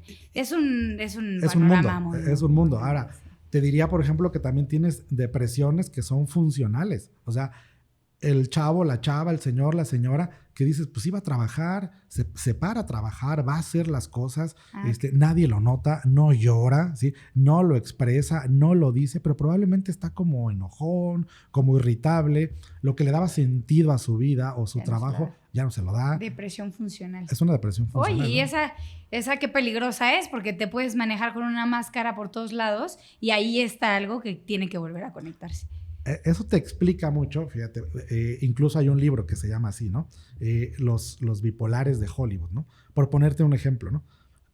¿Por qué de repente nos enteramos que algunas estrellas se suicidan? ¿no? Claro. Y dices, pues sí. No, pero bueno, lo tenía todo, ¿no? Sí, lo tenía todo. O sea, todo. fama, fortuna, belleza física, lo que tú quieras, y dices... Sí. Era una depresión funcional. Muy funcional y muy profunda, ¿no? Porque fíjate, probablemente porque justamente tienen a lo mejor la capacidad histriónica, o sea, de actuar, pues nadie lo nota, ¿no? Claro. O sea, están interpretando el papel de me siento bien. Tu gran herramienta puede ser lo que te hunda tanto, ¿no? Esa capacidad de actuar la estás poniendo hasta en práctica en tu vida diaria. Qué fuerte. Qué fuerte, ¿no? Qué fuerte. Pero además, fíjate, eso lo ves todo el tiempo en todas las oficinas, en todos los trabajos, en todas las empresas que dices, bueno, ¿por qué López o Gutiérrez ya no era el que era antes, no? Antes venía el jefe y llegaba de buenas, ahorita, es más, y date cuenta cómo hasta la gente lo ves, ya llegó la jefa y llegó de malas, ¿no? Sí. No son psiquiatras, pero lo están leyendo bien. Lo están leyendo, claro, pues sí, esa es la sensibilidad, ¿no? Exactamente. A ver, me queda claro del tema de la depresión, hablamos sobre los tipos de depresión, cómo se ve una persona con depresión, aunque dentro, de acuerdo al tipo que tenga, vas a ver más o menos síntomas, y un poco del tratamiento, que me quedó clarísimo. Ahora quiero hablar sobre la ansiedad y sobre los ataques de pánico, que también es algo que escucho en muchas de las mesas en las que me siento, ¿no? De hecho, creo que hasta se ha usado el término de manera muy ligera. Pero bueno, partamos de qué es verdaderamente la ansiedad. ¿Qué sí es ansiedad? Bueno, también eso es súper interesante porque la ansiedad yo te diría muchas cosas. Y te voy a decir, a ver, sí, okay. sí, te voy a decir por qué. La ansiedad puede ser en sí mismo otro trastorno, ¿sí? Pero también es un grupo de trastornos. Vamos a decir, a ver, doctor, decídase. Bueno, te voy a explicar en qué sentido, ¿sí? Bueno, hablamos de que, por ejemplo, hay trastorno de ansiedad generalizada. trastorno obsesivo compulsivo que llega de alguna manera a emparentarse con la ansiedad, pero también tenemos el estrés postraumático, pero también tenemos los ataques de pánico. Ajá. Todo eso son estilos de ansiedad. Son más bien, sí, vamos a decir. Entran dentro de... Okay. Exactamente, ¿no? Pero también puede ser un síntoma. O sea, puede ser un síntoma en sí mismo o puede ser una entidad por sí misma. Okay. Pero también puede ser un grupo de enfermedades. Ahora, yo creo que la forma más fácil de entender esto es yéndonos mucho más atrás. ¿Sí? En ese sentido, te voy a decir, por ejemplo, ¿no? Cuando una persona suele tener respuestas a estrés exagerado y persistente, puede terminar convirtiéndose a largo plazo en ansiedad. Pero más fácil te lo voy a decir. Sí. En general, la ansiedad necesita tener un núcleo muy en el fondo de miedo. Básicamente, si no hay miedo, no hay ansiedad. Y de ahí se emparenta con esas emociones. Fíjate, por ejemplo, desesperación, terror, pánico, pavor, miedo, preocupación, suelen caer en la categoría de ansiedad. Entiendo perfecto. ¿Sí? Mientras que la depresión nace de una tristeza, exacto, la ansiedad nace del miedo. Pero otra vez, como en la depresión, tiene que ser persistente. Persistente. Fíjate. Si tú vas en la calle, ¿no? Sí, lo que decíamos, el miedo es bueno, pero cuando es persistente y te deja inmóvil. Te decía que eso tiene una raíz súper antigua, ¿sí? Una raíz ontológica y filogenética. ¿Eso qué significa? Mira, por ejemplo, viene desde que el ser humano es ser humano, ¿no? Cuando los hombres prehistóricos a lo mejor salían a cazar y de repente salía, no sé, una fiera, ¿qué pasa? A ver, te voy a poner un ejemplo. Tú vas caminando, sales de aquí y de repente no te das cuenta en la calle y sin querer te sale un perro. ¿Qué sientes? Miedo. Corro. ¿Y qué más? Pero piensa un poquito en ese momento, ¿qué sientes tu cuerpo? Tú vas caminando y de repente... Pues me asusto y siento Brincas. Sí, ¿no? Brinco. Bueno, el cuerpo se está preparando debido, ¿sí? Justamente como una respuesta al estrés, a tener posibles salidas. Una de esas salidas es decir, voy a huir. Entonces el cuerpo necesita, fíjate lo inteligente que es, ¿no? El cerebro y todo el organismo va a enviar la sangre a tus músculos para decir, necesitamos correr porque nos va a morder el perro. Ok. ¿Sí? Sí. O decir, también necesitamos agudizar la vista porque decir, corro a la izquierda, corro a la derecha, ¿no? Okay. Momentáneamente la vista hace como una especie de hiperenfoque, ¿no? Y también te va a decir, corazón, late más rápido, porque si lates más rápido, bombeas más sangre llega a más partes, porque necesitamos correr. Okay. Es un reflejo que te dice hacia el estrés, vamos a huir. El miedo me dio estrés y el estrés me está haciendo hacer es una respuesta, o sea, decir, la respuesta de huida. ¿Sí? Ok, bien. Eso fue descrito por ahí en los 50 por Hans Selye, un investigador que fue el que más supo en ese sentido cómo describir el estrés. La otra respuesta te dice me quedé congelado. Fíjate cuántas personas cuando te dicen, sufrí un acto de violencia. ¿Y qué hiciste? Y te dicen, nada. Dicen, no supe reaccionar. Es una respuesta al estrés. Dicen, es el freezing. Se quedó congelado. Yo siempre les pongo este ejemplo. Imagínate un ratón e imagínate un gato. El ratón tiene 3 posibilidades cuando está frente al gato. 1, huye, se echa a correr. 2, se congela y el gato se lo come. O 3, lucha. Un ratón se puede enfrentar a un gato, ¿no? Pasa lo mismo con los seres humanos. Con el asaltante te quedas congelado, o luchas, o te echas a correr. Te pelas. ¿Se entiende? Okay. O sea, entonces, desde ahí viene, fíjate, la respuesta a la ansiedad también va a estar mediada por eso. O sea, decir, ¿qué es lo que puede pasar cuando yo tengo mucho miedo? Ok. Empiezo a ser evitativo y empezamos ya a hablar ahora de términos que están muy de moda, como lo evitativo. Ok. ¿Sí? O me enfrento o me quedo congelado, ¿no? Ok, ¿y esas 3 opciones son ansiedad? No, esas 3 opciones son como las respuestas del organismo al miedo que de alguna manera genera el estrés médico. Es un poco complejo, ¿eh? Pero bueno, y de ahí te va llevando justo a la ansiedad, porque entonces, fíjate, regreso al ejemplo que te decía. Los hombres prehistóricos tenían que estar justamente todo el tiempo diciendo, no habrá algo que nos amenace, no vendrá una fiera que se venga a comer a nuestros hijos, por ejemplo. Entonces tenían que estar hipervigilantes, es la palabra, ¿no? Okay. La ansiedad es tener ese miedo cuando ya no hay un miedo, cuando no hay algo que lo detone de manera real. Tenerle miedo al perro, Ok. cuando ya el perro lo dejaste hace 2 horas ahí. Tener miedo al tipo que te iba a asaltar cuando al final no te asaltó, ¿no? Es un miedo que se queda, que es persistente. Eso es la ansiedad. Me encantó, lo entendí perfecto. Entonces, la ansiedad viene del miedo, el miedo te genera estrés, ese estrés te puede hacer... Al revés, estrés, miedo. Sí. Estrés, miedo. Ajá. El estrés es la respuesta fisiológica del organismo. Esa no la piensas, simplemente ok. ya. Ok. Es lo que te decía. Es el corazón rápido, la sudoración. Eso es el estrés. Y cuando ese sentimiento persiste sin el estímulo externo de que algo te haga querer sobrevivir, es una ansiedad. Exacto. Porque estás todo el tiempo así como alerta, que no nadie te vaya a hacer nada, nadie se acerque. En hiperalerta, en hipervigilancia. ¿Cómo se ve una persona ansiosa? Pues sí. justo así, o sea, son esas personas que te dicen, trabajan mucho, a lo mejor, fíjate, puede ser como una máscara, ¿no? O sea, trabajan mucho, no se están en paz, incluso en ciertos grados es cuando llegan a posiciones o a situaciones donde deberían descansar, hasta se sienten raros, porque están acostumbrados a estar hiperactivados o en hiperalerta, ¿no? También los podrías ver como muy inquietos. Inclusive a lo mejor con algún grado de inquietud, a lo mejor en las manos, el pie, los pies, moviendo el pie, ¿no? Sí. En otros casos sí llega a verse de manera física, por ejemplo, que es cuando una persona dice, la vi con miedo y la viste sudando y la viste respirando así, ¿no? Claro. O sea, también podría llegarse a ver así, pero fíjate, en ocasiones no es tan visible, vuelve a ser como la depresión, pero es el cuate que todo el tiempo está corriendo, que a lo mejor se involucra en muchas actividades, en muchas situaciones, pero también podría ser la persona, la señora hiperaprensiva.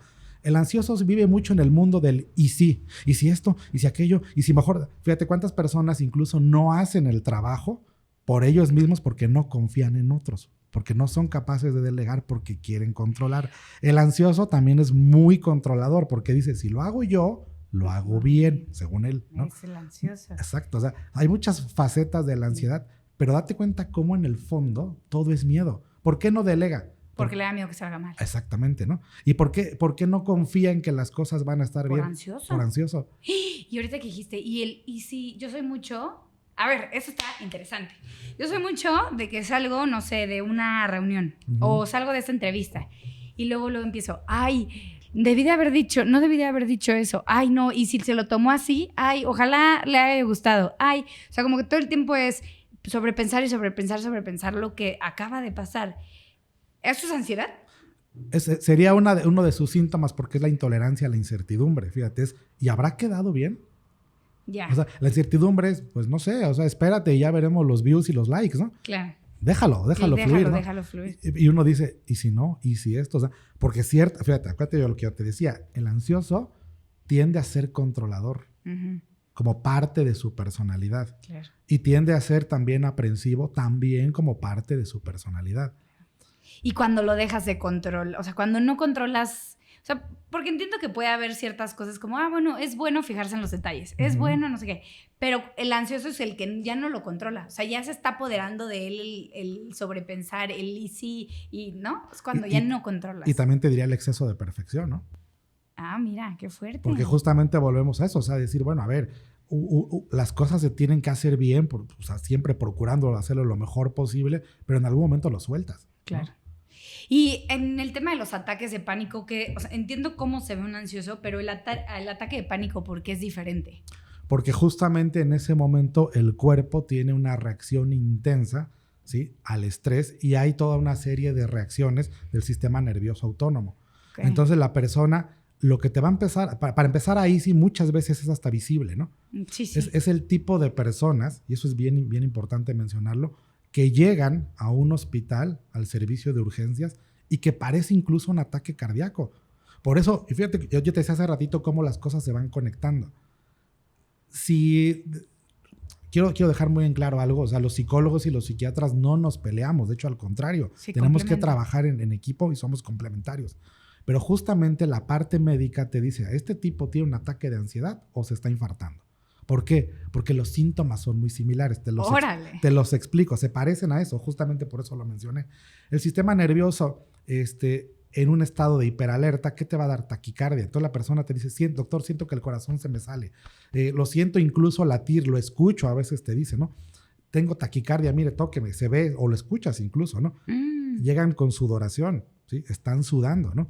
puede haber palidez de tegumentos, o sea, de la piel, ¿no? Puede haber incluso desmayos, puede haber dolores de cabeza, puede haber sensación de falta de aire, ¿no? Puede haber toda una sensación de inquietud interna, puede haber náuseas, puede haber incluso vómito, diarrea, o sea, hay muchos síntomas al mismo tiempo o casi al mismo tiempo. Y un síntoma bien importante es que la gente dice me voy a morir. ¿En el ataque de pánico? Y sienten que se van a morir. La buena suerte es que no se mueren, ¿sí?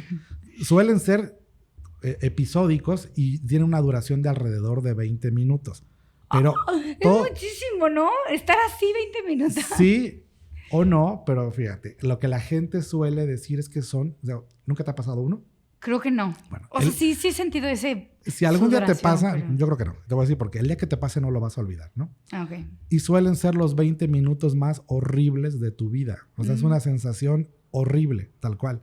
Entonces, por eso la gente incluso corre y que bueno, así debe de ser que vayan a urgencias. ¿Por qué? Porque yo te decía, es muy difícil de diferenciar de un ataque cardíaco. Por eso, sí, ahorita mencionémoslo. Cuando se tenga la duda, vete al hospital, vete a urgencias, ¿no? Si fue un ataque de pánico, yo no voy a decir que sea menor, pero bueno, finalmente no te vas a morir. No te vas a morir. Hay gente a la que le da como ansiedad social, ¿no? Tal vez yo nunca he visto a nadie que tenga ansiedad, ataques de pánico, pero sí he visto ataques como de ansiedad social y clarito. O sea, bueno, no sé si esto exista. Juan Pablo, tú me puedes decir como psiquiatra, pero literal vi como la persona de estar conviviendo muy bien, como que se cierra y ya, y dijo, ya me tengo que ir porque no soporto a nadie, adiós, bye, y se le levantó porque ya no quería seguir estando ahí. Eso sí es verdad o es un término que se está poniendo de moda, como la ansiedad esta social de ya terminé. Más bien o sea, lo que dijiste tú puede pasar, pero sería otra cosa. Ahora te explico. Más bien la ansiedad social sería ese temor. Acuérdate que hemos hablado, que hemos dicho que el núcleo es el miedo, ¿sí? Sí, qué fuerte. Entonces es como esa sensación de incomodidad y de inquietud y de miedo, sobre todo al escenario público. Okay. Es, por ejemplo, el chico que te dice, yo no me gusta exponer porque de verdad me cuesta mucho, ¿no? Esa es ansiedad social. Así, la fobia social. O sea, es como el miedo a la exposición hacia los demás. Pero eso puede llegar a ser mucho más incapacitante de lo que uno cree. Claro. Porque finalmente somos seres sociales y que además, nos guste o no, tenemos que ser sociedad. Y además venimos de la aprobación. Mira, yo siempre les decía a los chicos en una de las materias que yo he dado es antropología médica y es hablar justo de muchas de estas cosas. Okay. Los seres humanos, desde que somos seres humanos, estamos sujetos a la aprobación. Okay. ¿Sí? Sí. ¿Por qué? Porque en los medios primitivos, en la prehistoria, ¿sí?, aquel que era segregado no sobrevivía. O sea, necesitabas de la tribu para sobrevivir. Claro. Igual que los animalitos, date cuenta. O sea, aquel que es relegado de la manada no sobrevive. Pues desde ahí estamos buscando aprobación. Sí, hasta para sobrevivir. Exactamente. Sí. Entonces, desde ahí viene el por qué decir, o sea, de maneras muy profundas, por qué la persona dice, necesito ser aprobado. Pero resulta que cuando tengo que ir a exponer, me da miedo. Resulta que cuando tengo que llegar a lo mejor a lo mejor te ha pasado con algún invitado que tú sabes que sabe muchísimo de un tema, pero que llegado aquí dice, no sé qué decir. O sea, es ansiedad social a la exposición. Ese podría ser más bien un bloqueo, pero en la fobia social es esto de manera repetitiva. Por eso yo te decía, tiende a ser limitante. Okay. Yo tengo, por ejemplo, colegas que son muy buenos en lo que hacen, pero que nunca aceptarían, digamos, a lo mejor dar una charla ante un auditorio, a lo mejor hacer un ejercicio de este tipo, porque... No, eso sí, ¿no? Pero además no pueden, o sea, te dicen, es que no puedo. O sea, es ese temor inmenso a decir, es como al ridículo social o al rechazo social. Y a mí me encanta una frase que dice, el que no sabe reírse de sus propios errores está perdiendo un gran espectáculo. Pues, ¿qué pasa? Te equivocas, te ríes, listo, vamos a lo siguiente, ¿no? Pero parece fácil, pero a ver, ríete de él. Es que es muy buena frase, pero para llegar a eso habría que entender que te lo digo como reconocimiento, seguramente es porque tu autoestima es muy buena. Para que puedas exponerte socialmente tienes que tener una buena autoestima. Sí, pero sobre todo para lo que dijiste, para reírte de ti, te habla de mucha, te habla de mucha salud, fíjate, de mucha salud interna, o sea, decir, me río de mis problemas, ¿no? Tengo 3 preguntas, doctor, porque creo que esto es muy interesante para quienes nos están escuchando. La primera, ¿cómo salir de esa ansiedad social y de bloqueo? O sea, ¿qué nos recomiendas? La segunda, ¿cuál es el tratamiento de la ansiedad? Y bueno, por lo menos esas dos primeras. La primera, la ansiedad social. ¿Qué recomiendas a alguien que le cuesta mucho eso, salir a exponerse al público? Mira, en ambos casos, eso no lo mencionamos, pero vale la pena decirlo aquí, ansiedad y depresión prácticamente tienen un origen neurobiológico muy común. En ambos casos vamos a utilizar medicamentos muy similares, por no decir los mismos. Y eso es interesante porque entonces la persona dice, pero yo fui por ansiedad, ¿por qué me dan un antidepresivo? Porque resulta que ya me metí a googlearlo, ya me metí a ChatGPT. Doctor, yo fui por ansiedad y usted me dio un antidepresivo. Sí, porque el antidepresivo tiene propiedades ansiolíticas. Pero lo mismo va, digamos, a incidir, a pegar, a afectar, a arreglar, como lo quieras llamar, sobre la ansiedad que con la depresión. Y además, en la práctica vamos viendo que es muy raro encontrarte un ansioso, y fíjate, tiene lógica, que no tenga un cierto grado de depresión. Claro. Ya se cansó de tener tanto miedo que termina por entristecerse. Claro. O tener un depresivo que no tenga un cierto grado de miedo porque dice, ¿y qué tengo? Acuérdate que es el y si me voy a morir, y si es más grave, y si no encuentran lo que tengo, y si no encuentro el médico adecuado, y si no me curo. Entonces termina pasando de la depresión a la ansiedad. Aunque son entidades distintas, suelen caminar muy juntas, como si fueran dos comadres.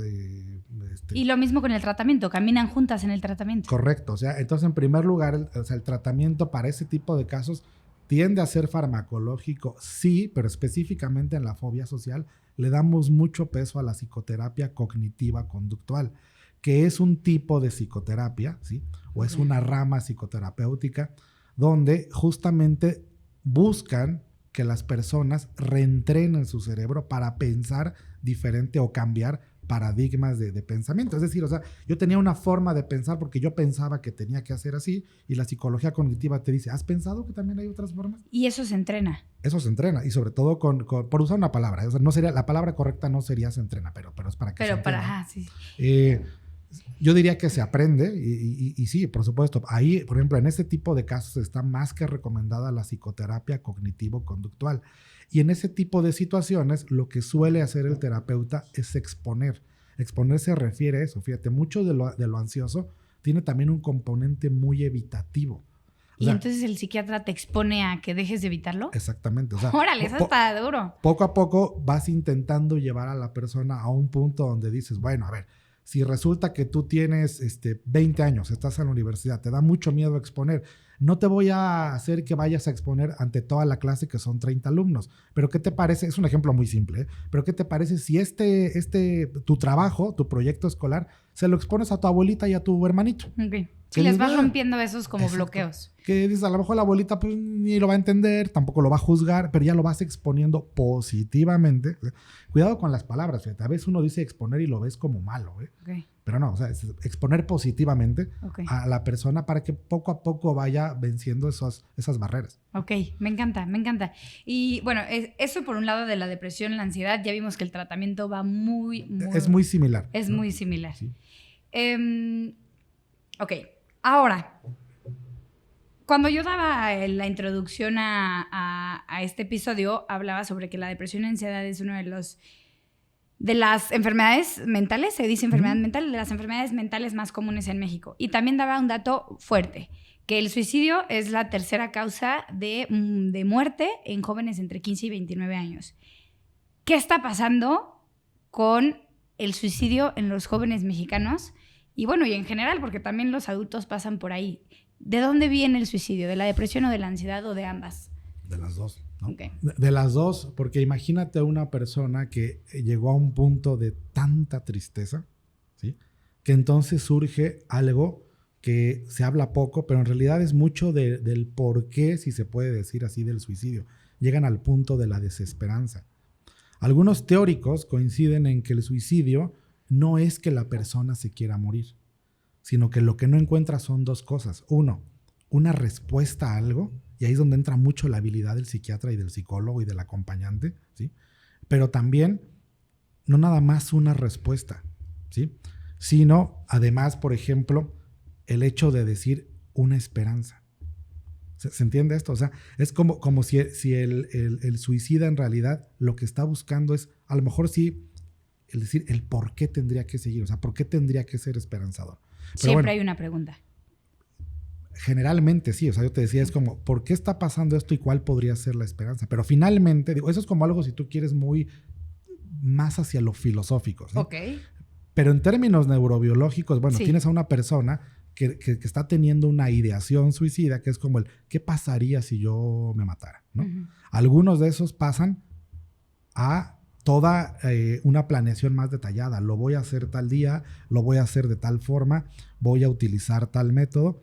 Aquí, perdona que no te diga más, pero algo que sí está descrito es que justo en este tipo de medios uno no debe de decir más detalles en ese sentido, ¿sí? Ok. O sea, por ejemplo, como planes, ¿sí? No, Pero no, ¿se entiende? sí, lo ¿Sí? que tú consideres correcto. Bueno, pero al contrario, lo que sí se debe hacer es hablar del tema, pero ahorita vamos a eso, ¿no? Ok. Entonces, fíjate, hay personas que simplemente tienen como este sentimiento, otros pasan al plan, ya tener algo mucho más elaborado, y otros lo llevan a cabo, ¿sí? Ok. Al llevarlo a cabo tienes dos posibilidades, que simplemente lo logren, es decir, mueran, o que no lo logren, ¿sí? Pero entonces, fíjate, uno tiene que remontarse al decir el por qué esta persona llegó a esta situación. Ok. En la mayoría de los casos, las personas están deprimidas, pero no siempre. Tú decías también la ansiedad. Bueno, imagínate de tener tanto miedo que hay personas que dicen, tengo tanto miedo y no me lo puedo quitar, que la única forma de quitármelo es desapareciendo, es decir, muriendo. Entonces lo ven como una opción, ¿sí?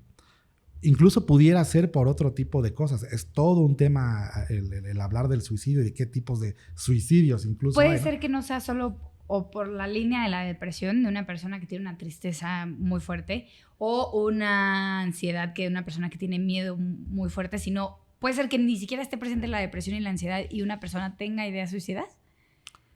No tanto así, pero que sí cometa suicidio. Pero es interesante. Es irnos totalmente por otra variante, Ok. pero te voy a poner el ejemplo de esto.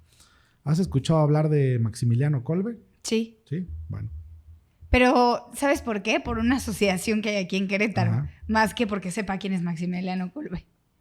¿Sabes algo de su vida? No, platícame. Bueno, fíjate, es así de simple, ¿no? Ajá. Para la Iglesia Católica es San Maximiliano Kolbe, ¿no? Ok. Un sacerdote en un campo de concentración, y entonces llegan los militares y tenían que llevarse a un reo. Y él en ese momento dijo, no se lo lleven a él. Él tiene familia, tiene hijos, llévenme a mí. Ok.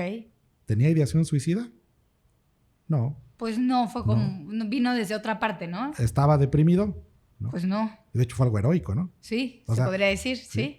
¿Qué pasa con los japoneses, el famoso harakiri, cuando la muerte de los samuráis, cuando hay esta situación de decir es, deshonré a mi maestro, deshonré mi misión, ahora tengo que matarme porque no soy digno de seguir viviendo? Bueno, ahí entran hasta temas también culturales, ¿no? De cómo de la cultura en la que creciste. Por eso te decía que es algo... No necesariamente vienen por esas dos. Sí, o sea, es salir, o sea, respecto a lo que estábamos hablando, es irnos a otra línea muy distinta. Pero si nos quedamos en la parte que nos toca mucho ver a nosotros, pues en realidad es una respuesta exagerada, ¿sí? A una situación de mucho estrés, donde esa persona generalmente está deprimida. O tú preguntabas, ¿puede ser también por ansiedad? Sí. Ahora, en los trastornos psicóticos, también, fíjate, es algo bien interesante. Ellos llegan a tener, estos pacientes, alteraciones en la sensopercepción, donde, por ejemplo, escuchan voces, pero son voces que les dicen, mátate. Claro, ahí ya estamos entonces entrando a los trastornos que me comentabas al principio, de los psicóticos. Entonces, bueno, a ver. Sí, hay muchas formas de llegar a esa situación, pero las más comunes, bueno, pues es el tema de venir de un diagnóstico de depresión que y yo creo no se atendió. Exacto, yo creo que aquí es donde viene lo importante que hace rato te decía, porque había cosas que no había que decir, pero otras sí, ¿no? No lo digo yo, eso ya está descrito en guías. La gente tiene la idea que hablar de suicidio hace mal, que incluso si le preguntas a la persona, oye, ¿has pensado en quitarte la vida? Es darle ideas. No, totalmente lo contrario, ¿eh? Está más que demostrado, y de hecho nosotros en la consulta estamos obligados, sobre todo en la primera consulta, a hacer esa pregunta. Oye, ¿te has llegado a sentir tan mal que hayas tenido la ideación de quitarte la vida, de lastimarte, de hacerte daño? Se tiene que echar la pregunta. Se tiene que hacer la pregunta, porque además es una pregunta que alivia. O sea, generalmente la persona te dice, sí, pero nadie lo sabe, o sí, pero no lo quería decir, o simplemente te lo dicen, o a lo mejor ya lo expresaron ante otros, ¿no? Pero es justo lo que te da la puerta de entrada para empezar a salvar una vida. Yo te diría, se vuelve una carrera contra el tiempo. Salvar una vida y carrera contra el tiempo. Sí. Dos preguntas importantes. La primera, si una persona... Yo, Mari Carmen, sin ser psiquiatra, sin ser psicóloga, nada.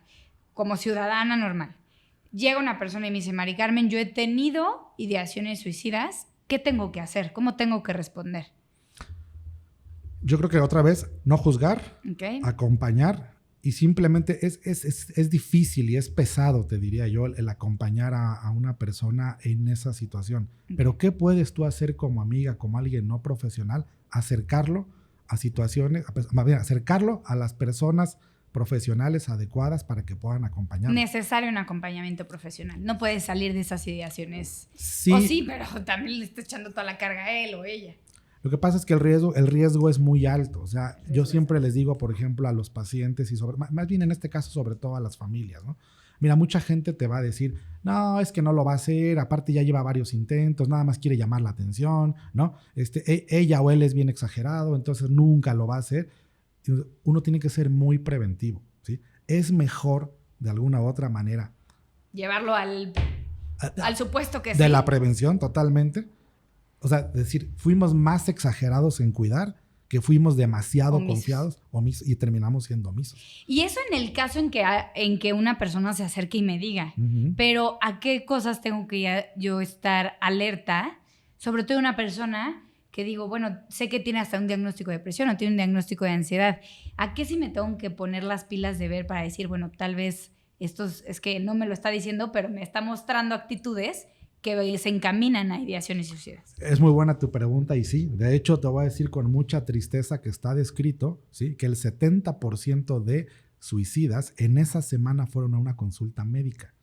No con un psiquiatra, con un médico. Entonces aquí viene, por ejemplo, la invitación a mis colegas de otras áreas. A lo mejor el paciente quería decir algo, no fue con el psiquiatra, fue con el ginecólogo, con el cardiólogo. Se van con otros médicos especialistas. Ese es uno, por ejemplo, ¿no? Pero te voy a decir cosas mucho más comunes. Empiezan a tener ciertos comportamientos de despedida. Entonces recibes tú la llamada de tu amiga que hace 2 años no te habla para decirte que te quiere mucho. Okay. Y que te agradece muchas cosas, o sea, conductas de agradecimiento, ¿no? Okay. Oye, Mari, fíjate, pues sí, tiene 3 años que no nos vemos, pero yo quiero decirte que siempre te quise mucho, te agradezco, y tú así como ¿por qué me llamaste, no? Okay. Si tiene 3 años que no me llamas, ¿no? Empieza a haber también situaciones de regalar pertenencias, ¿no? Oye, te voy a regalar mi reloj, oye, pero el reloj de tu abuelo que te regaló y tiene 100 años en tu familia. No te preocupes, amigo, yo te quiero mucho y sé que para ti sería un gran regalo. Y tú, ¿por qué me estás regalando esto? ¿No? Okay. O sea, el suicida se empieza a despedir de alguna manera, ¿no? Okay. Ese es uno de los comportamientos, ¿no? Otro, a lo mejor que dice, bueno, lo vemos más aislado o aislada, o antes ni siquiera se aislaba y de repente dejas de saber de esa persona. Fíjate, por ejemplo, en las escuelas, o sea, ¿por qué no ha venido fulanito, no? O en el trabajo, sutanito lleva 2-3 días que no ha venido a trabajar, ¿no? ¿Quién sabe algo de él, no? Empiezan a tener también cambios justamente en su forma de ser. A lo mejor dicen, bueno, pues es que esta chica era muy alegre. Viéndolo bien, tiene tiempo que lo vemos apagado, lo vemos tristón, lo vemos cabizbajo, lo vemos melancólico. Entonces, sí hay ciertas actitudes que a uno le deberían de prender. Y repito lo que dijiste hace ratito. No caer en... Mejor ser sumamente preventivos, ¿no? que ser omisos. Totalmente. ¿No? Si ves una alarma o una situación que se te hace extraña, tienes que, lo más seguro es no juzgar y acompañar con un profesional. Sí, o sea, y preguntar, o sea, y sin miedo. Sí, tal vez me voy a contestar sola. En el suicidio, como en muchos de los casos viene de la depresión o la ansiedad, ya en casos muy extremos, es porque también algo está desenchufado que necesita que se vuelva a enchufar, ¿no? Así como la depresión se trata, la ansiedad se trata, las ideaciones suicidas tienen que pasar por un tratamiento. Totalmente, porque si tú lo ves de esta manera, ¿hasta qué punto tendría que llegar una persona para pensar que esa es la solución a un problema? No, sí, claro. No, o sea, sí, cuando en realidad mucho de lo que vas viendo después con el suicida ya en el tratamiento es justamente mostrarle que hay otras alternativas. Uh-huh. ¿Sí? Y que no se sienta culpable por sentir esas ideas, ¿no? También. Y además, algo bien interesante, fíjate, ahora recordé, uno de los primeros casos que, te lo voy a comentar justo para hacer el paréntesis de que también uno tiene que tener la sensibilidad como sociedad, los que sean maestros, los médicos, tú a lo mejor como comunicadora o como funcionaria, o sea, tener cierta sensibilidad para entender que las realidades de cada uno es distinto. Mira, claro. Hace unos años fue de los primeros casos que yo vi regresando a México. Me habían llevado a un señor a consulta después de que ya había tenido un intento. Bueno, cuando yo platico con él, la situación era muy simple. Le dije, bueno, ¿usted por qué lo hizo? ¿No? Y me dijo, porque le debo al banco, doctor. Yo, ok, bueno. Fíjate la pregunta, ¿cuánto tendría que ser el precio para que tú le pusieras justo el valor a tu vida para decir, por esto lo haría, ¿no? Te voy a dar un contexto. El señor venía de orígenes socioeconómicos muy bajos, ¿sí? Además también tenía cierta marginación porque era de un pueblo, más bien de una cultura indígena. Y me acuerdo que cuando yo le pregunté, te voy a hacer la conversión a lo que sería más o menos en el momento actual, eran como 4,000 pesos. O sea, el señor había tenido un intento por deber 4,000 pesos. Viene del miedo. Viene del miedo, pero fíjate lo que intento decirte. Yo no quiero caer en el punto de si 4,000 pesos es mucho o poco. Pero en realidad creo que para mucha gente aún hoy en día, aún en situaciones muy precarias, no es tanto dinero, ¿me explico? Pero la desesperación de este señor fue, ¿qué voy a hacer porque no tengo 4,000 pesos? Pues mejor su alternativa había sido intentar eso, ¿no? Por eso es que uno no tiene que juzgar en esa situación de decir, bueno, pero es que está de exagerado, ¿no? Es que no conoce su realidad, ¿no? No sabes justamente cuál es la parte que lo está llevando a... No puedes pretender entender su mente si tú no estás dentro de su mente, y para eso están los profesionales. Uh-huh. O sea, justo no juzgar, por más que a ti te parezcan mucho o poco 4,000 pesos, no puedes juzgar al señor por lo que trató de hacer. No puedes, porque no estás dentro de su mente, no sabes para él qué significan esos 4,000 pesos. O no sabes, fíjate lo miserable que es esa persona. Y antes, porque vi tu cara, ¿sí? A mí me gustan mucho las palabras. Miserable es una palabra mucho más bonita de lo que uno cree, ¿sí? Ok. Te voy a explicar por qué. Por eso usé esa palabra, miserable, ¿no? En ese sentido, viene de esta raíz, ¿sí? Es aquel que es desdichado. Uh-huh. Cuando tú hablas ahora de otra palabra, amable, es la capacidad de amar. Uh-huh. Entonces cuando el psiquiatra trata con personas que están en el momento más miserable de su vida, solo que confundimos miserable con ruin, ¿sí? Uh-huh. Cuando en realidad lo que te está diciendo es uno tendría que acompañar a las personas en los momentos más desdichados de su vida. Eso es ser miserable, uh-huh. No confundir con ser ruin. Con el ¿no? sinónimo de ruin, sí, porque no lo son. Exacto. Oye, Juan Pablo, una pregunta importante que esa no te la he hecho ni cuando hablamos de depresión ni de ansiedad ni ahora con el suicidio. Entiendo que cualquiera de esas tres situaciones pueden venir por una situación que vivió la persona, ¿no? Uh-huh. Pero también pueden venir genéticamente. Sí, porque mira, dentro del origen de las enfermedades en general, y en el caso de la enfermedad mental no es una excepción, los médicos sabemos desde hace mucho que hay tres condicionantes. Uno es lo biológico, lo genético, lo que ya traes, lo puramente físico. Okay. ¿Sí? Segundo es el ambiente, okay, que te toca vivir. Y lo otro, la persona, la parte histórica, lo que tú haces. De la persona en su vida. Te voy a poner un ejemplo más fácil de algo muy médico y luego lo llevamos a algo psiquiátrico. Imagínate una persona que dice, en mi familia hay mucho cáncer. Uh-huh. Bueno, genéticamente seguramente podrá estar más predispuesto a tener cáncer. Lo mismo. Pero trabajo en una refinería y todo el día estoy respirando, ¿sí? Tóxicos, gases. Y además fumo. Entonces tienes genética, ambiente y persona. Claro. ¿Sí? En la salud mental es lo mismo. Claro. O sea, ciertas situaciones de salud mental tienen mayor predisposición genética o biológica. Luego es lo que te toca vivir. Esa persona resulta que vivió en una condición de marginación, de violencia intrafamiliar, de precariedad, de mucha, a lo mejor, desigualdad social, ¿no? Y además esta persona se pone en lo personal, ¿no? Sí. O sea, ¿qué recursos va a usar de acuerdo a su historia y su propia biografía para entrar o salir de eso? Por eso, fíjate, es una pregunta bien interesante, pero tampoco hay quien, o sea, tú me decías, ¿puede tener mucho de biológico o de genético? Sí. ¿Es la respuesta a todo? No, porque ahora te voy a poner otro ejemplo, ¿sí? Fíjate, vamos a pensar en esta situación. Pregunta para ti, ¿todas las personas que tienen una infancia horrible de adultos tienen una adultez espantosa? No. ¿No? Porque son capaces de decidir. Resiliencia, ¿no? Resiliencia. Ahora, a la inversa, personas que tuvieron una vida maravillosa de niños, ¿siempre tienen una vida maravillosa de adultos? No. Bueno, Antes se decía desde una parte psicoanalítica, esto duró hasta hace como 100 años, te voy a decir cuándo se quitó, ¿no? Decían, es que infancia hace destino. Es mucho de una frase del psicoanálisis. O sea, sí es una probabilidad alta, pero no tiene Influye, por qué. Pero no es determinante. Te voy a explicar cuándo se dieron cuenta con ejemplos sí súper básicos, ¿no? Probablemente el psiquiatra más famoso, reconocido, vivo todavía hoy en este momento sea Boris Cyrulnik, ¿no? Ok. Este doctor tenía 6 años, judío, francés, matan a sus papás enfrente de él. Una enfermera que estaba ahí le dice, hazte el muerto, vamos a fingir que estamos muertos. Los nazis se van, sobrevive. Y él siempre dice, ¿por qué si yo tuve una infancia desdichada, ahora es el padre de la resiliencia? Todo lo que conocemos como el concepto de resiliencia se debe a Viktor Frankl, otro psiquiatra, ¿no? También emanado de los campos de concentración, sobreviviente, y a Boris Cyrulnik. Y los dos dicen, ¿por qué si tuve vidas horribles, entonces somos adultos felices y plenos, ¿no? Entonces ahí se dieron cuenta que la salud y la enfermedad es una compleja interacción de estas tres. Las tres se relacionan, pero no son determinantes. Lo mismo pasaría con la genética. Es decir, bueno, en esta familia hay muchos predisponentes para desarrollar una enfermedad mental.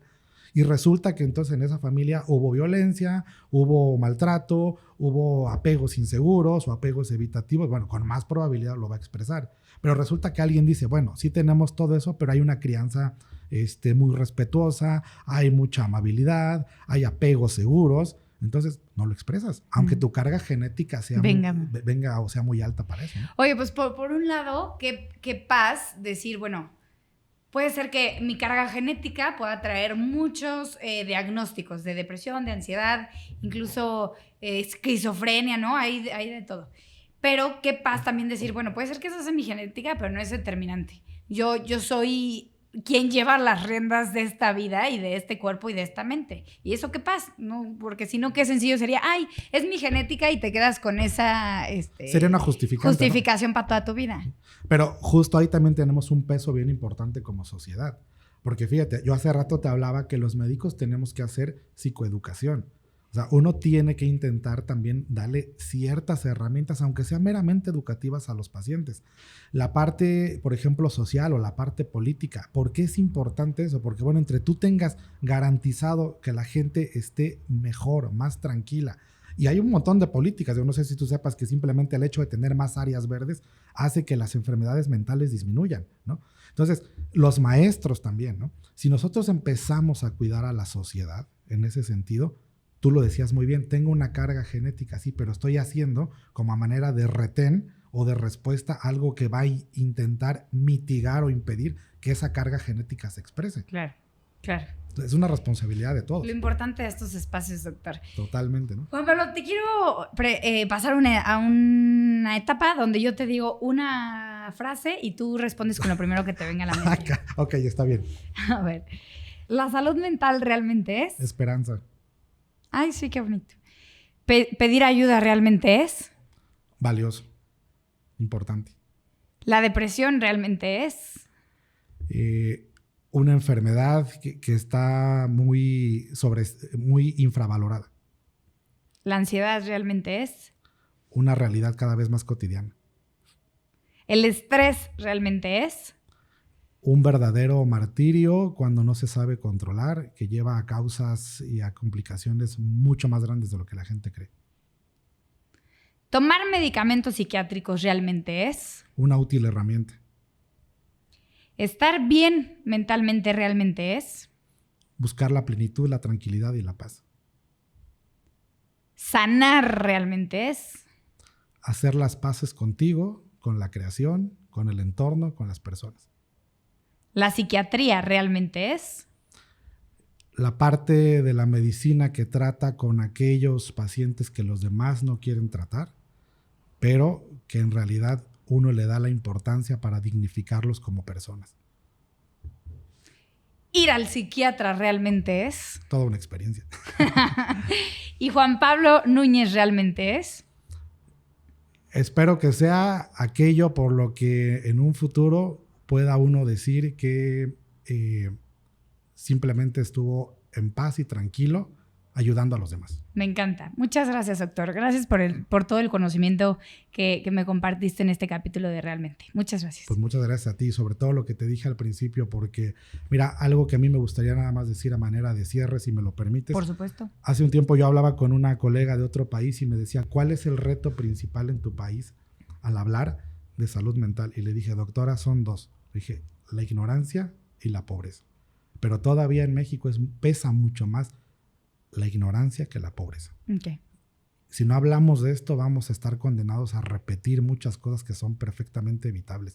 No sé cuánto tiempo llevaremos aquí, pero calculo como 1 hora y media. Sí, un poco más. Puede ser que sea más. Vamos a cerrarlo en que fueran, ¿qué te gusta? ¿No? ¿100 minutos? Sí. Cada segundo, ¿sí? Cada 40 segundos, perdón, se suicida una persona. En lo que tú y yo hablamos, más de 100 personas perdieron la vida. Por eso es importante hablar de esto. Sí. Y mira que a mí me cuesta mucho trabajo hablar de ese tema, como que tengo todavía el tabú de que no, ¿cómo vamos a hablar de ese tema? Se lo vas a poner sobre la mesa a quien escuche este episodio. Pero me dio mucha tranquilidad que cuando te hice esa pregunta me dijiste, al contrario, Mari Carmen, se tiene que hablar. Se tiene que hablar porque si no se habla, no se diagnostica. Esto salva vidas. Entonces, justamente qué bueno que tú haces el esfuerzo porque, mira, con una sola persona que diga, yo escuché o llevé a mi hijo, a mi esposo, a mi esposa, porque dijo algo de esto y salvemos una vida, yo creo que valió la pena para todos. Ay, seamos responsables en la forma en la que tratamos a la gente. No sabes qué está pasando por sus mentes. Muchas gracias, doctor. Yo creo que vamos a tener que repetir este espacio. Tengo muchas otras preguntas. Sí, claro que sí. ¿Cómo te encuentran en redes? Me pueden encontrar como psiquiatra, así QRO, psiquiatra Querétaro, y así estoy en Instagram y en Facebook. Bien, ¿Sí? Muchas gracias. Gracias, doctor. Gracias a todos los que nos escucharon y por favor pongan en sus comentarios qué les pareció esta plática con el doctor Juan Pablo Núñez. Pues muchas gracias. Aquí no hablamos de lo que nos gustaría que fuera, sino de lo que realmente es. Datos, historias y voces que nos invitan a reflexionar. Porque la realidad se entiende mejor cuando se escucha de quienes la viven. Soy Mari Carmen Presa y esto es Realmente Podcast.